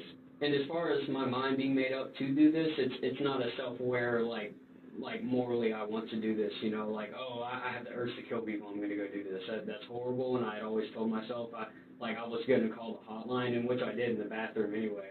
But, I mean, once like, you just completely black out and you have these, like, horrible thoughts and urges and intrusive thoughts that you just can do nothing about, there's really no stopping it at that point unless somebody actually sees it and can physically stop you. So we have moments of clarity in the bathroom, and then the next moment of clarity is where? That's when, at that point, I'm just gunpowder smell, smoke everywhere, police yelling, you know, on the ground. I'm on the ground, over by the doors exit, where most of y'all probably saw me laying at. And that was pretty much where it was like, holy shit, you know, and that's when I kind of started to break down, you know. He remembers because he took me in the classroom, and I just completely just told him, like, you know, dumped everything. I mean, like, it was genuine. Like, it was just horrible. Like, just the shit to see. I couldn't even look, like, when y'all were walking me out, like, even in that direction because it was just so horrible. The smell was horrible. Like, I still had the gunpowder smell in my nose after I'd been delivered to the police station. I hated it. I hated everything. Like, I hated the dust that was on the floor that fell from the ceiling. I didn't like any of it. I didn't even like the clothes that I was on. Yeah. That was, I see that in the video, the dust that came down. Yeah. Oh, yeah. Tell me about the dust. Like I said, actually, physically, I don't remember, but I do remember whenever I was on the ground that a lot of it had fallen. Yeah. But yeah, as far as the video, I'm assuming at that point it completely covered the video, like it wasn't even visible. Going back to before school, all right, so we talked about grams and mags. The gun was in a box? Yes, sir. So, Covered in clothes. He had some clothes over it, which I guess was another, like, last resort, like, to hide it. all right, so that's my next question. To you, is that hidden, or is that somewhere where you know to go find it? No, that's hidden. I looked for it for a good while. Like, that was a really good, like, that's not him just half-assing, like, oh, I'm going to hide this. Like, he knew at this point, like, something was definitely very off, and he was going to give me the help that I needed. Does he go to work before you go to school or something? Yes, sir. All right, so when you're going to school, you're alone? Yes, sir. What time did you get up this morning? I didn't get up this morning. I've been awake for, like, so you stayed home? Yeah. Okay. So it was just, that was most of that just stemmed from the sheer, fight of just trying to fight off this urge and this bad. So once your dad left for work, is that when you started looking for the gun? Yes, sir. What other, I guess, preparations did you make? That was pretty much about, I remember just grabbing whatever thing I saw that could somehow conceal it, which at that point was just horrible because, like, somebody even thinking along those lines, which in this case, I'm assuming was paper from what I can recall vividly. Paper, poster maybe, was wrapped around it. Where'd you get the poster from? I think it was just lying around. Like pink stuff on it. Yeah, it's just in my house. I just picked it up. Is that something like your sister made? I don't know. I didn't look at it. I just wrapped it around because the outside was white when I did that. You did that. I found some yellow gloves in the hallway where he was laying in. Did you put yellow gloves on? Those probably are my gloves, but at the time, I definitely thought they were more purple gloves. But yellow gloves, I can't think of who else's they would be, so I just obviously assumed that those were the ones that I had taken. Wow, why would you put on gloves? I don't know. I told him, we actually questioned about that. Like, why would I do that? I can only assume this is like a thing because we were talking about separation. It's like me from that, but at that point, I don't think I had that much like the self-awareness left to like even think of something that could possibly help, which was like that separation. I think it was just simply gloves. Like, I can think maybe. Honestly, I really don't know. Maybe the heat of the gun. Maybe that's what they were thinking. I don't know. I mean, you shot the gun before, so yeah, you know that putting 100 rounds to it. It's gonna with the guard. I forget what they call it. The handguard on the specific SIG model that I have heats up really quickly. That's the only downside from what I've seen. What do you mean heats up really quickly? Heats up. Heats up. Yeah, like you put like 15, 20 rounds through it. That's why most people get a grip on it. Yeah. And you said you do not remember what range you guys shot at before? No, I think it was some like guy's name and then the range. It's like Charlie something maybe. Charlie. I'm pretty sure. Charlie Elliott. I think so. Yeah. You can just probably search up local ranges and like write it out. Maybe like a 40-minute drive from here. I think so. Yeah. Okay. Almost an hour. Your computer. What type? You said you played like World, like COD and stuff like that on your computer. Yeah, COD, RPGs, MMOs, open world games. Is there anything else I need to know about your computer? No, that's pretty much about it. I mean, really, I only use that specifically for gaming. Like, all archiving stuff, like Nick pictures, I straight up just put that on my phone, which I can probably find my camera roll. But the computer in of itself was usually just for music and gaming. Is there anything, so like, it's intact, it shouldn't be taken apart or anything like that, it should be just, logic? I'd assume so, but what I was talking to him about is that I do remember, screws, and we talked about how, like, it popped, like, the likelihood of it being disassembled because I remember it being on the floor. So the only reason I could assume it being on the floor is taking some part out of it. Remember, I just took a bunch of random parts out of it at that point. Because at the time, like, and still, honestly, I thought that the teachers who had, like, connected with multiple people, they were inside of my computer. So at that point, it had kind of spiraled into, like, I got to do something about this. So I just set it down and just... How did the teachers get inside your computer? I don't know. I know they have some type of like technology, like they forward back to each other. I was thinking just like key logging, possibly, whatever I type. What's your attendance like, Colt?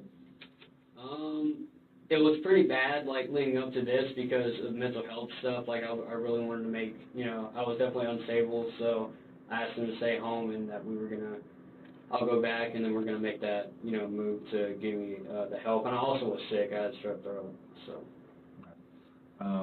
I guess what I'm trying to say is, so you're staying at home when you're having issues. Why didn't you stay home today? That because it had just like I said, it completely spiraled into something I hadn't seen or experienced before personally. And if in this situation, we can take that and correlate it to the definition of like it's gonna completely take over and just make me go, because I wanted to go back to school anyway, because I felt like, okay, it won't be all that bad. But that's when all the shit just happened. Stayed up all night like trying to just get it to stop. Are there any other schooling options for you? Like being around all these people or an issue or anything like that? No, I think social-wise I'm fine. That's what this all helps for. And when I say like fighting off these urges, I mean like whispers, like nooks and crannies in the wall that like I can hear. It's kind of like muffled. Sounds like from the other room. Sometimes it can differ in tone. Sometimes it's hard to make out. Sometimes it's just pure whispering. But do you remember speaking to your dad before he left for work? No, I don't think I did. I might have told him that I did. Honestly, I don't think I did because he leaves pretty early. What's pretty early? 6:30. That's not super early, but I mean. Did he? When I talked to you this morning, you mentioned that he had taken your brother to school. Yes, sir. He did take your brother to school? Yes, sir. What time does your brother go to school? I don't know, but I do know that he usually takes him. He might have put him on the bus, but I know that whatever time my dad was getting up, which was around 6 or so, that my brother's school starts. Does he have one car or more than one car? He just has a truck. He just has a truck? Yeah. Okay. When his, was his truck there when you left for school? No, sir. He'd taken his truck, obviously, to go to work. Okay. So, you mentioned that you still don't remember where you found this box at. No, sir. In the house. I was trying to think, like, correlating, like, maybe the toolbox in the back of his truck, but then I started connecting dots, and it's just like, no, that wouldn't make sense because he was already there. That's just kind of a glimpse, like, how much just diluted everything is. But that obviously kind of, it's like, okay, it was somewhere there. Okay. It was definitely covered up by, like, a bunch of clothes and stuff. So you mentioned earlier, like, that you did all this background research on Nick. And as far as research, I know what you guys are thinking. You're thinking, like, when I looked up, what rifle he used and what round, as far as that goes, I didn't. All I did was, go to different sources that might have mentioned stuff like that, but it was only for, like, the emotional aspect of it. Okay. I wasn't searching, what sources did you go to? Wikipedia, Reddit, just the usual source infos. I think regular news websites like the New York Times, Tampa Bay Times. How many people did Nick shoot? I think 17. 17? Mm-hmm. I think it's the worst high school shooting, like, to this day. You think? It's just Where did that school shooting happen at? Parkland, Florida. Parkland, Florida. It's kind of random, but I actually made an account on Securus, which is a jail messaging website and mobile app, and I'd actually send him a letter or two. You sent Nick a letter or two? When did you do that? That was a week and a half, 2 weeks ago. I just wanted to simply see, what was up. I definitely tried not to come off as weird.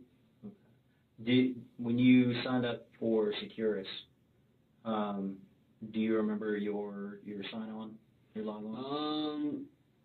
Not really. I think I might have put the password in a text file, but I know it's like 0099 and a bunch of underscores and random stuff, but I have it in a text file, so you just go through one of those and you'll find it.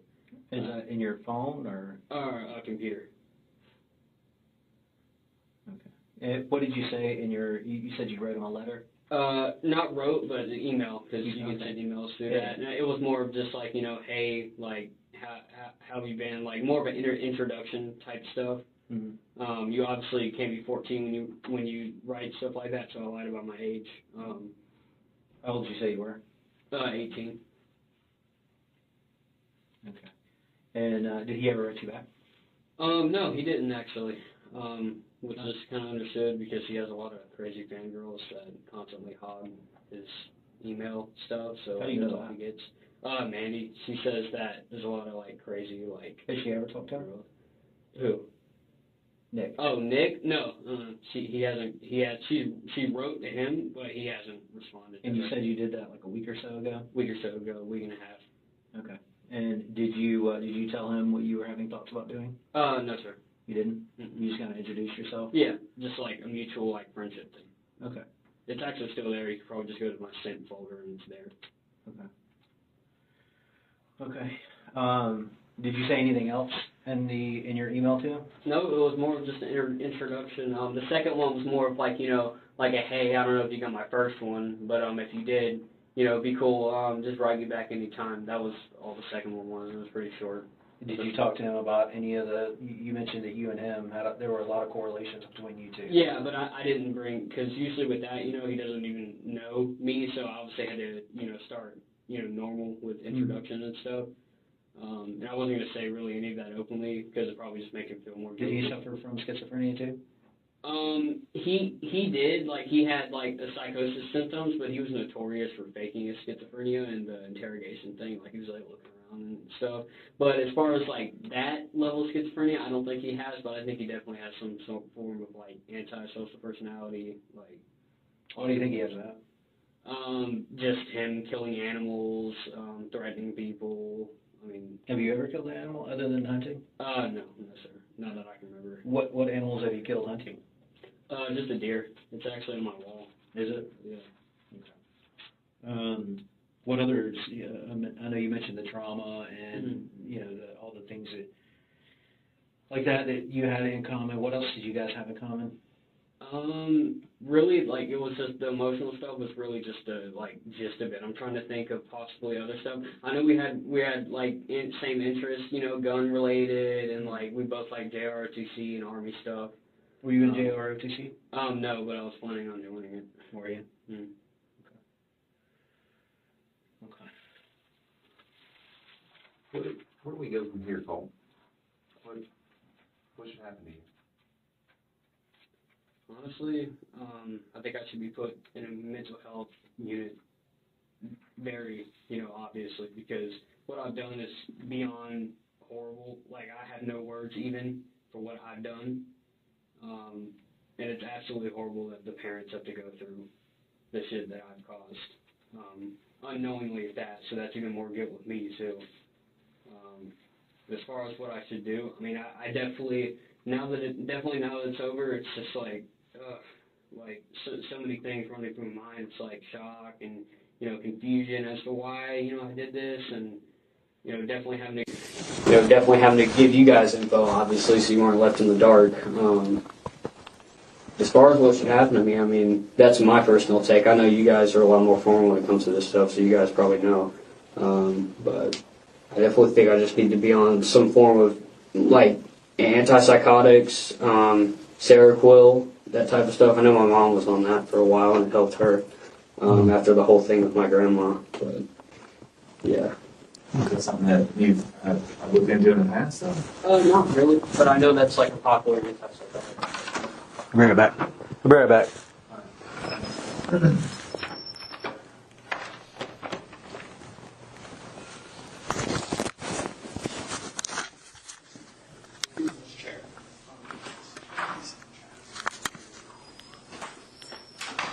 In time, 1916 hours. September 4th, 2024, time is 19:20 hours, resuming interview with Colt Gray at the Criminal Investigations Division, Barrow County Sheriff's Office.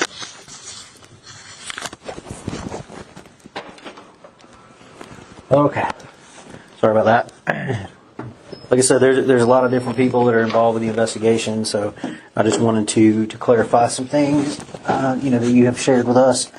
Now, you mentioned that you destroyed your computer, right? And you took it apart. Yes, sir. From what I can tell, that's the right. one thing. What'd you do with your hard drive? Hard drive, I didn't have a hard drive. You never had a hard drive? No, like the disk hard drive, no, I never had a hard drive. As far as drives, I wouldn't know anything about that. I know I just took graphics card, I think, because I remember like the 2 bands on. So how do you store anything? How do you save anything? Drives, really. I know SSDs. They're like little slots. Okay. Should be below the graphics card. Below the graphics yeah, card. I remember taking that out. Okay. And I also wanted to ask you about you mentioned being on Discord. How long have you been on Discord? This account that I've made has only been like a month I've had it. Okay. What account did you have last year? I can't remember. You don't remember that? Specifically May of last year. I don't remember. You don't remember? I know I've had previous Discord accounts, but I don't remember like the name of it. How many previous accounts do you think you've had? Like 4 or 5. Okay. Why do you keep making new ones? Just the paranoia. Like, it really is not fun, computer-wise, because constantly making new email accounts, thinking people are tracking them. Do you remember when I asked you if you had ever made any threats on Discord? Yes, sir. You remember your answer to me? No, sir. You don't remember? You told me that you hadn't. I hadn't made any threats. Yeah, that you had made comments about possibly wanting to shoot up the school, but your friend on there kind of talked you down from that. Sir. Remember that? Okay. Well, last year... Last year, I remember this incident, yeah. Okay, tell me about that incident. I was in a server that was revolved around true crime, and pretty much what happened was it got raided. By like people raiding means like a bunch of people influx, whether it be bots or real people, and they spam stuff, and pretty much what they did, or at least from what I've had people tell me like on that past account, which I can't remember their names anymore, but they told me that pretty much they were saying they were going to like flash, like report us like to the FBI and stuff, you know, for simply talking. What would they report you for? Me, I guess whatever else they would have, probably like, planning to do something. Probably planning to do something? Yeah. I think you're right. You did plan to do something last year. It's foggy. It's foggy? Yeah. Yeah. You made a thread on Discord last May that you were going to shoot up a school. And when I talked to you originally about your I guess self-diagnosed schizophrenia and the voices and everything, you said it started happening about a year ago, right? And so, that would be around last year, but that's a little bit more outside of the time that you had claimed to have been. Yeah.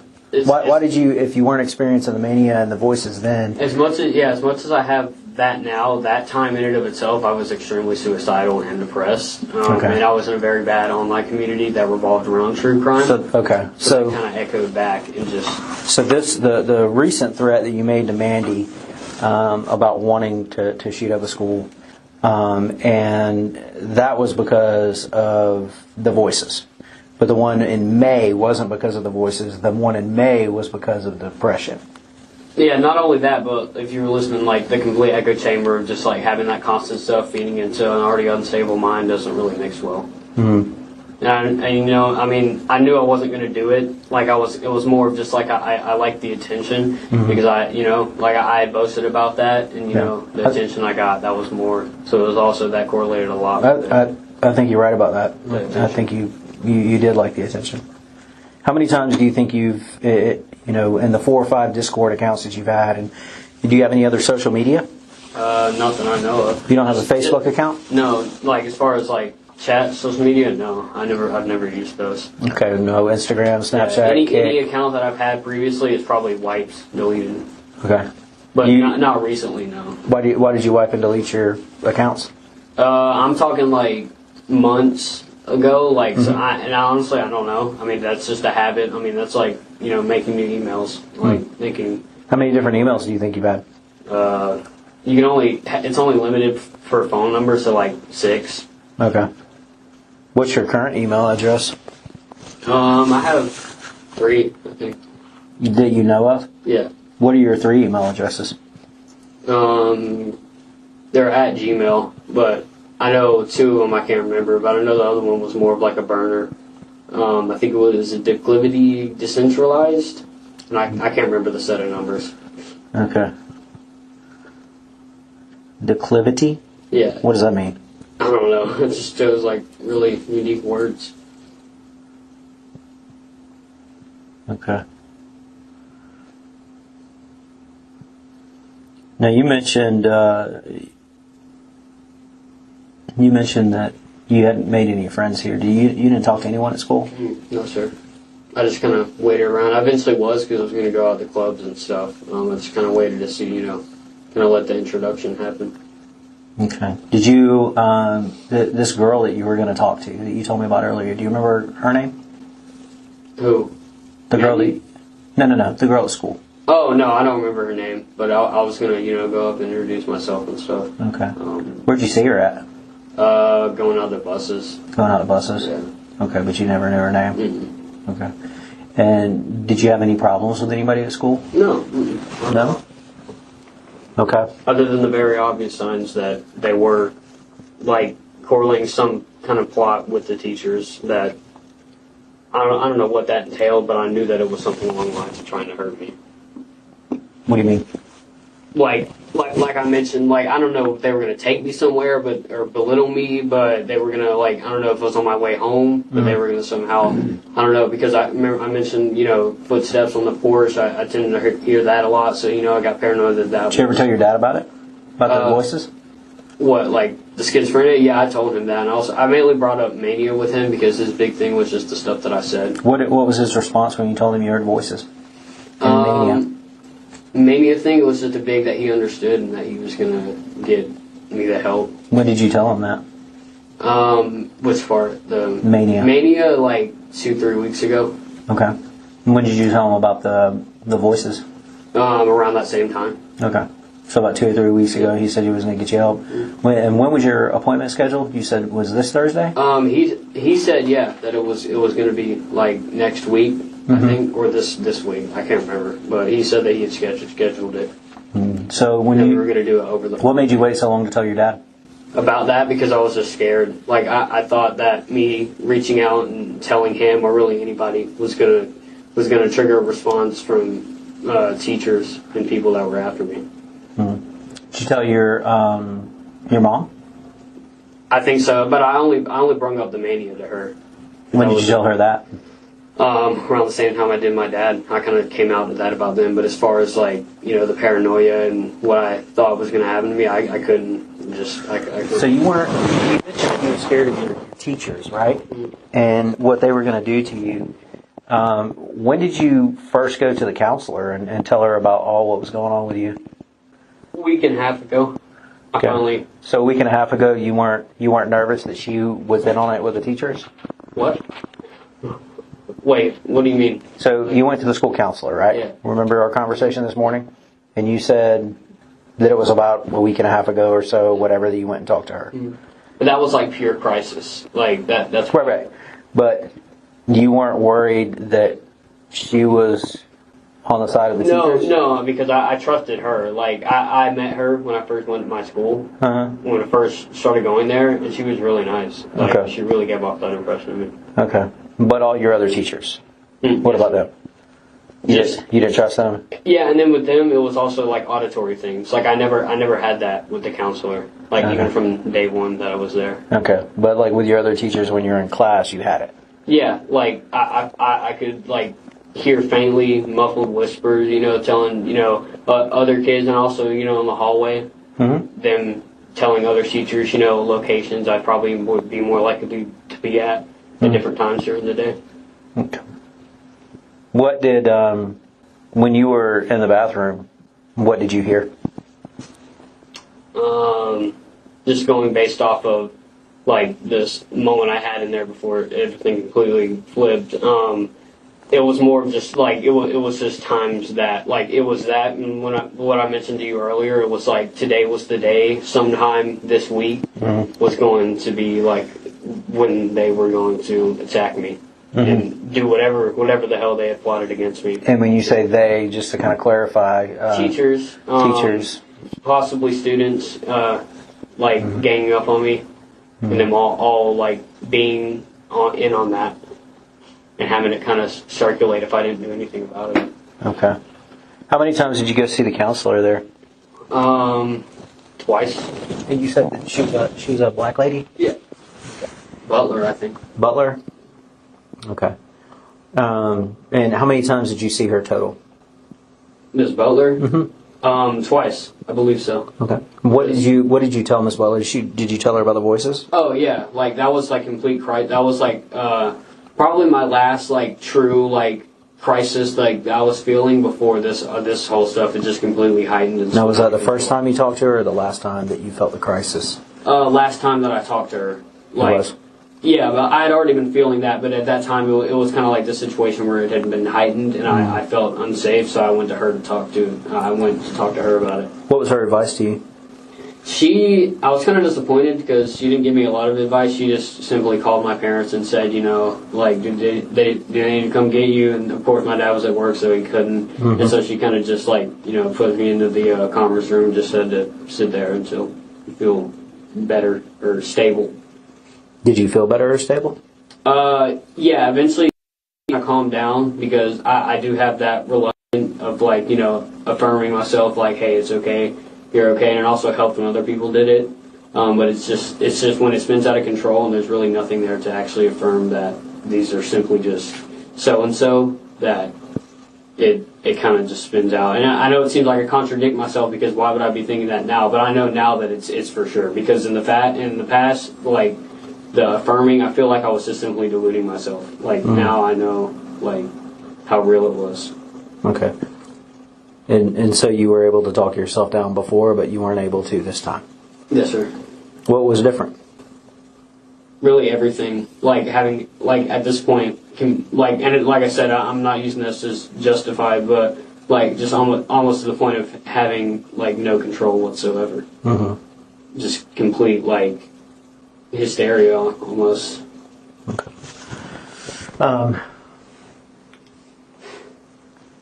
Yeah. Let me know what the whole you and Nick Cruz have a similar upbringing. What does that mean? Well, trauma-wise, like from an early age, he definitely had a lot of family issues and stuff. His mother, his birth mother, gave him up for adoption, and she abused drugs while she was pregnant with him. He struggled a lot, like, socially, so that I kind of related to. I'm thinking more, like, along the lines of that. That was one of the main things. It was just him and, like, you know, how he tried to fit in, but it never really, it always seemed to backfire. It was him trying to get attention. That was another thing, you know, like being kind of childish around girls, you know, like doing like stupid stuff to try to get attention, to like date them and stuff. Was an actual video of him like scaring them to try to get some form of attention or reaction, and hope that they would ask him out. Did you do that? Me, no, I didn't do that, but I thought it was cute. Okay. And I can relate to that. Like, it almost goes back to elementary school, you know, because, I mean, one side of autism to another, I guess. Well, what's your school history like? I mean, did you move around a lot? Yeah, a ton. I never really there were so many grades I just completely missed out on, and I never really got the social, like, add-up skills that I needed when I was younger, if I'm being completely honest. All right, well, let's go backwards. So you're in 9th grade now, is that correct? Yes, sir. All right, so 9th grade at Apalachee. What was 8th grade at? 8th grade, 8th grade I started in Jefferson Middle School, but after that, the whole stuff with my mom happened, and we moved to our current house from Jefferson, and so most of that was like spent, you know, going back and forth because my dad, you know, and my mom were kind of like both pulling strings, so it was hard to choose, so it was more of me just going like back and forth with them, like switching households and stuff. And I wanted to do homeschooled, but it was just like there was so much happening. I could only assume that it was just not really that important to them at the time. Where's back and forth to and from? My grandma's house, or no, my grandma, her grandma had her mom had a house that she had still owned after she passed away. So my mom was living there. Where's that at? Fitzgerald. Okay. So and that's South Georgia, correct? Yeah. Okay. So you're back between Fitzgerald and where? Winder. So you're or Bethlehem. Your dad's house over there, Harrisonville, I think it was. So how'd you? All right. So your mom was in Jefferson. That's why you went to middle school there. That's why you started middle school in 8th grade. Gotcha. All right. So 7th grade, where were you at? 7th grade, I was at Jefferson Middle School. It's kind of the same situation. Like 90% of it, I was at Jefferson Middle School, but the beginning of it, I was at West Jackson. And then my entirety of 6th grade, I was at West Jackson also. And then 5th grade was Ben Hill Elementary. Ben Hill? Yeah. And the very late start was at Ben Hill also. So, what is your first period class? What subject is that? Intro to Software and Technology. Who's the teacher? I don't know her. I think it's Suzanne Harris, but it's S. Harris. So. She a nice lady? Yeah, she's nice. Who's your second period? And nice in a way that I can perceive it outside of, the very glaring things that she's in on with the teacher. But what were you going to say? I was asking, what's your second period class? Second period is algebra, and that's Miss Greer. I don't know her first name. Both of those are Mrs.? Yes, sir. Alright, we didn't get a third or fourth period or anything like that. Do you have a locker? No, sir. Is that something that you don't have because of a specific reason? Or? I don't know exactly, but I know nobody uses a locker. We all just carry around our book bags. Okay. Describe your book bag to me. Black. I think it's Sport something, the brand. What do you carry inside your book bag? Just notebooks, math, algebra, big book for algebra, and notebooks as in to take notes in my classes. And most of my software and technology classes are done on the computer, so not a lot. And my laptop. And your laptop's in your book bag also? I think it's at home. This particular day, did you have everything normally that's in your book bag, or did you pull it out? I pulled out my laptop, I think. I don't know why I did that, but everything else I think was normal. Okay. Do you normally carry your phone in your backpack or in your pocket? Pocket. I guess I just set it in my backpack is like not wanting it to get destroyed, I guess. I mean, I kind of texted everything I wanted to say, so I didn't see a point. Like, the cops were going to take it from me either way, kind of like looking back at it. So, I mean, I guess that could only be what he was thinking future tense as to what, why take the phone. Okay. And you said the text that you wanted to send. Elaborate on that. What text did you want to send out? Or want to send out. I sent out just, I love you to my dad, and that it isn't your fault. And I think, that was pretty much it as far as like text messages. Anything else I can't think of or was on an impulse that I don't have any awareness of. Do you remember if you got a response?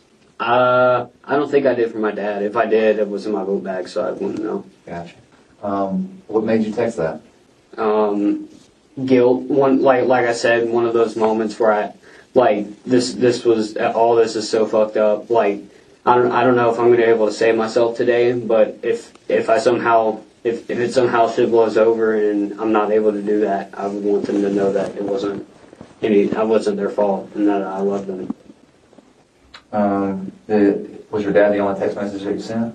I think so. I think my mom too. She didn't respond, but I think I might have sent her just the same thing, like I love you. Is your mom still in Fitzgerald? Yeah, living in my grandma's house. Do you? So you live with your dad, so I'm assuming that you speak to your dad every day. Do you speak to your mom regularly? Not really. I mean, I talk to her in text messages. But as far as speaking, like physically, no. But like text, we text back and forth. Do you get along with your mom and dad? My mom, yeah, but like back when shit was just going on and she was, on hard drugs, not really. My dad, he's very much a narcissist, as much as I hate to say it. So there's a lot of things that, I can take into consideration as like, into him not, doing stuff that needs, doing as much as he's the parental figure. And I should be the last person telling him stuff like this. Just simple stuff like that. And, like dumb arguments, like dad and son arguments. The gun, is that your dad's gun? Yeah, yes. How long has your dad had that gun? Since Christmas, I think. He bought it as kind of a present for me, but it was him. Like, he always kept it. What do you mean as a present to you? Like, just for hunting, because we used that gun actually, or it might have been a 450 that we used to own, but he sold it. We were going to use that for hog hunting and coyotes. So that was kind of like present. But, what other guns are in the house? his 40, I'd assume he carries his 9, and I know he has a kind of almost my exact rifle, but it's like a long range, like he uses for hunting and stuff, and also a shotgun he uses for self-defense, home defense. I know you asked me that before now, Jason. Sorry about that. The hunting trip to Illinois, what's that all about? He had been planning it. He has a mutual guy at work that had some land up there, and that he was gonna. He said that we were free to go up there. So for deer or deer, yeah, everything really. I mean, whatever's on there. He kind of switched it up. You know, one day he wanted to hunt deer, the other day he wanted to, hunt wild boars and stuff. You guys hunt for trophy or for food? Just for food and fun. All right, so the comment that you made is that students and the teachers were going to hurt you. Is that so? Again, elaborate again. For me, for my purposes, is that what the voices are telling you? Is that that is what that exactly like that statement is what I feel truly. I feel like that they are. I don't know who they're working with, but I know that they are mutually like agreeing with each other in secret and plotting something against me, formulating some kind of plan. And that I know for certain, and it's not paranoia or schizophrenia induced. Okay. What future plans did you have? Future plans, as in? You're into technology and stuff like that. You seem very bright. What were you planning on doing? Going to the tech industry. Maybe fixing up computers. Getting that as kind of a starter job, and then kind of having to formulate it into like maybe an IT guy, somebody who works in that department. Okay. All right, and I think that we covered this before, that you think that after this is over with, you think that you should go to a mental hospital and yes, sir, for my safety and the safety of people around me.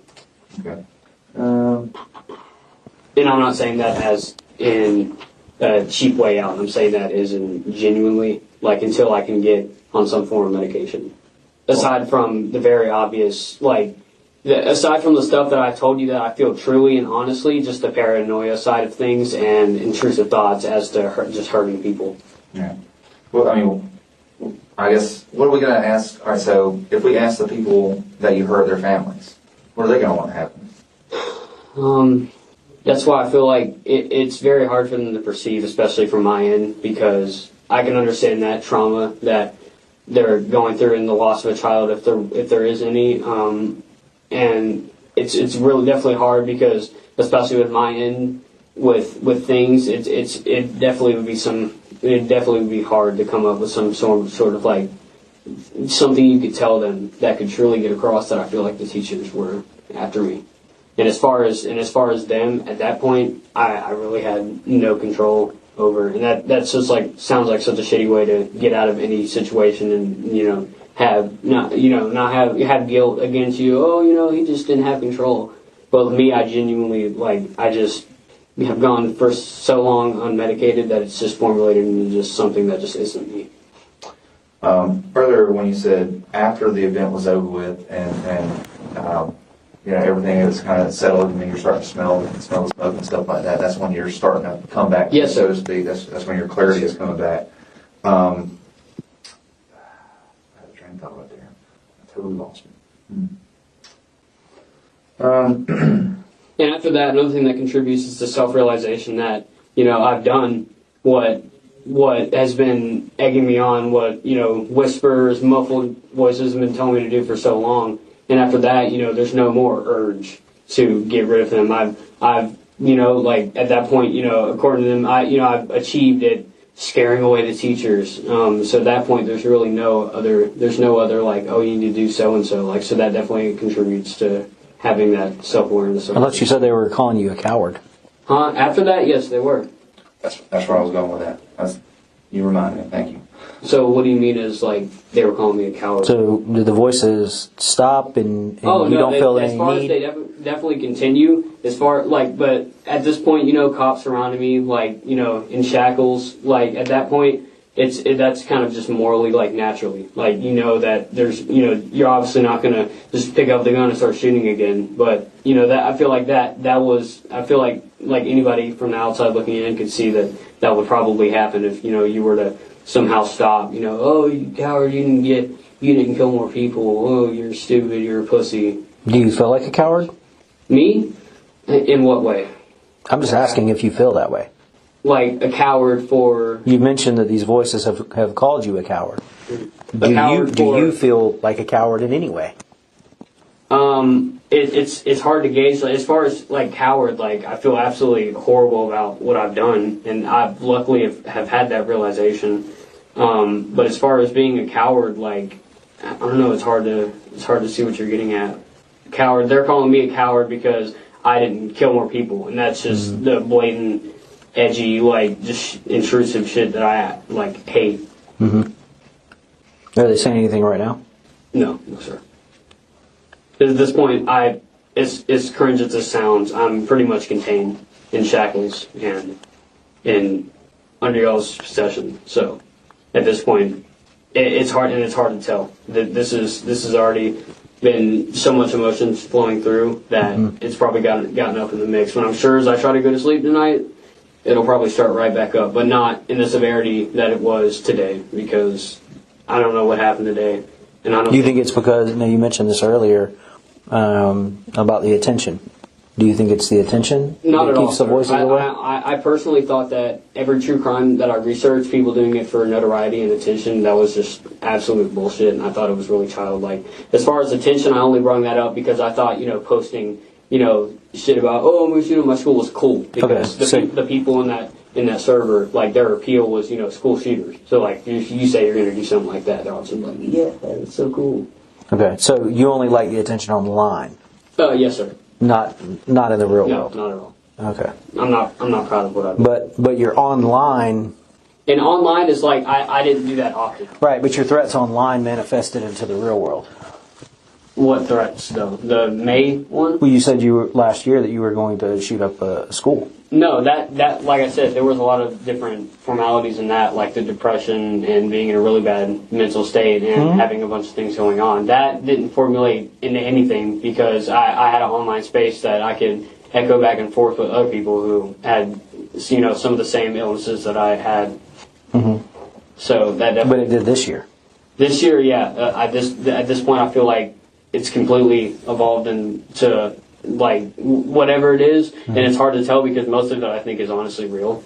But as far as like the paranoid schizophrenia, which I can kind of tell out from the rest, and the intrusive thoughts, like that is definitely okay.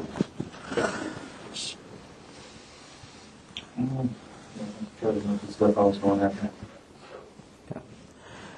So I told you earlier that I explained to you that you were under arrest. We are still processing evidence. We are still processing the scene. I've taken 4 warrants for your arrest. I'm going to read those to you here. All right, what is going to happen? First, I'm going to read these warrants to you, and then you are going to be transported. Can you shake your hair out so I can see? There you go.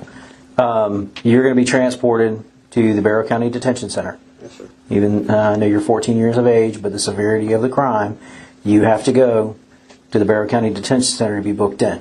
Okay? Yes, sir. So they're going to pull everybody out of the booking area. You won't come into contact with any inmates there. You're going to be fingerprinted. You're going to be booked in. And then you're going to be transported to RYDC, which is the Regional Youth Detention Center. Okay? There may be additional charges coming in addition to these. But I'm going to read these out to you.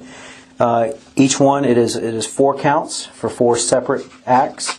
Okay? The charge is felony murder. Yes, sir. All right? So the first one I am going to read out in its entirety.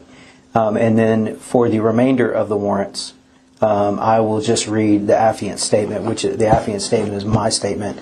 Basically, a culmination of the investigation. This is what we determined to have happened. Okay? So again, this is for felony murder.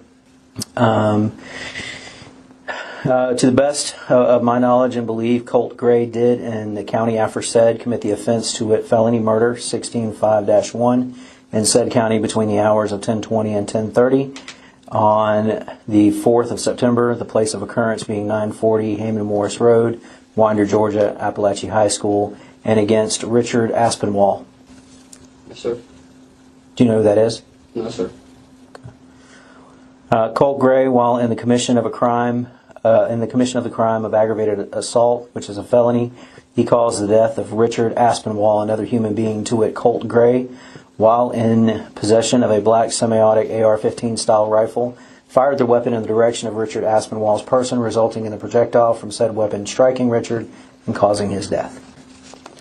Richard Aspinwall was an employee of Apalachee High School. For the remainder of this, I'm just going to read. Again, these are four counts of felony murder. So this one is for Christian Gabriel Angulo. Colt Gray, while in the commission of the crime of aggravated assault, a felony, he caused the death of Christian Gabriel Angulo, another human being, to wit, Colt Gray, while in possession of a black semi-automatic AR-15 style rifle, fired the weapon in the direction of Christian person, resulting in the projectile from said weapon striking Christian and causing his death. Christian was a student of Apalachee High School. The next warrant is for Cristina Irimie. Colt Gray, while in the commission of the crime of aggravated assault, which is a felony, he caused the death of Cristina Irimie, another human being, to wit, Colt Gray, while in possession of a black semi-automatic AR-15 style rifle, fired the weapon in the direction of Cristina Irimie's person, resulting in the projectile from said weapon striking Cristina and causing her death. Anna was an employee of Apalachee High School. This next warrant for felony murder is for Mason Alexander Schermerhorn. Colt Gray, while in the commission of the crime of aggravated assault, a felony, caused the death of Mason Alexander Schermerhorn, another human being, to which Colt Gray, while in the possession of a black semi-automatic AR-15 style rifle, fired the weapon in the direction of Mason's person, resulting in the projectile from said weapon striking Mason and causing his death. So those are your 4 charges at the moment.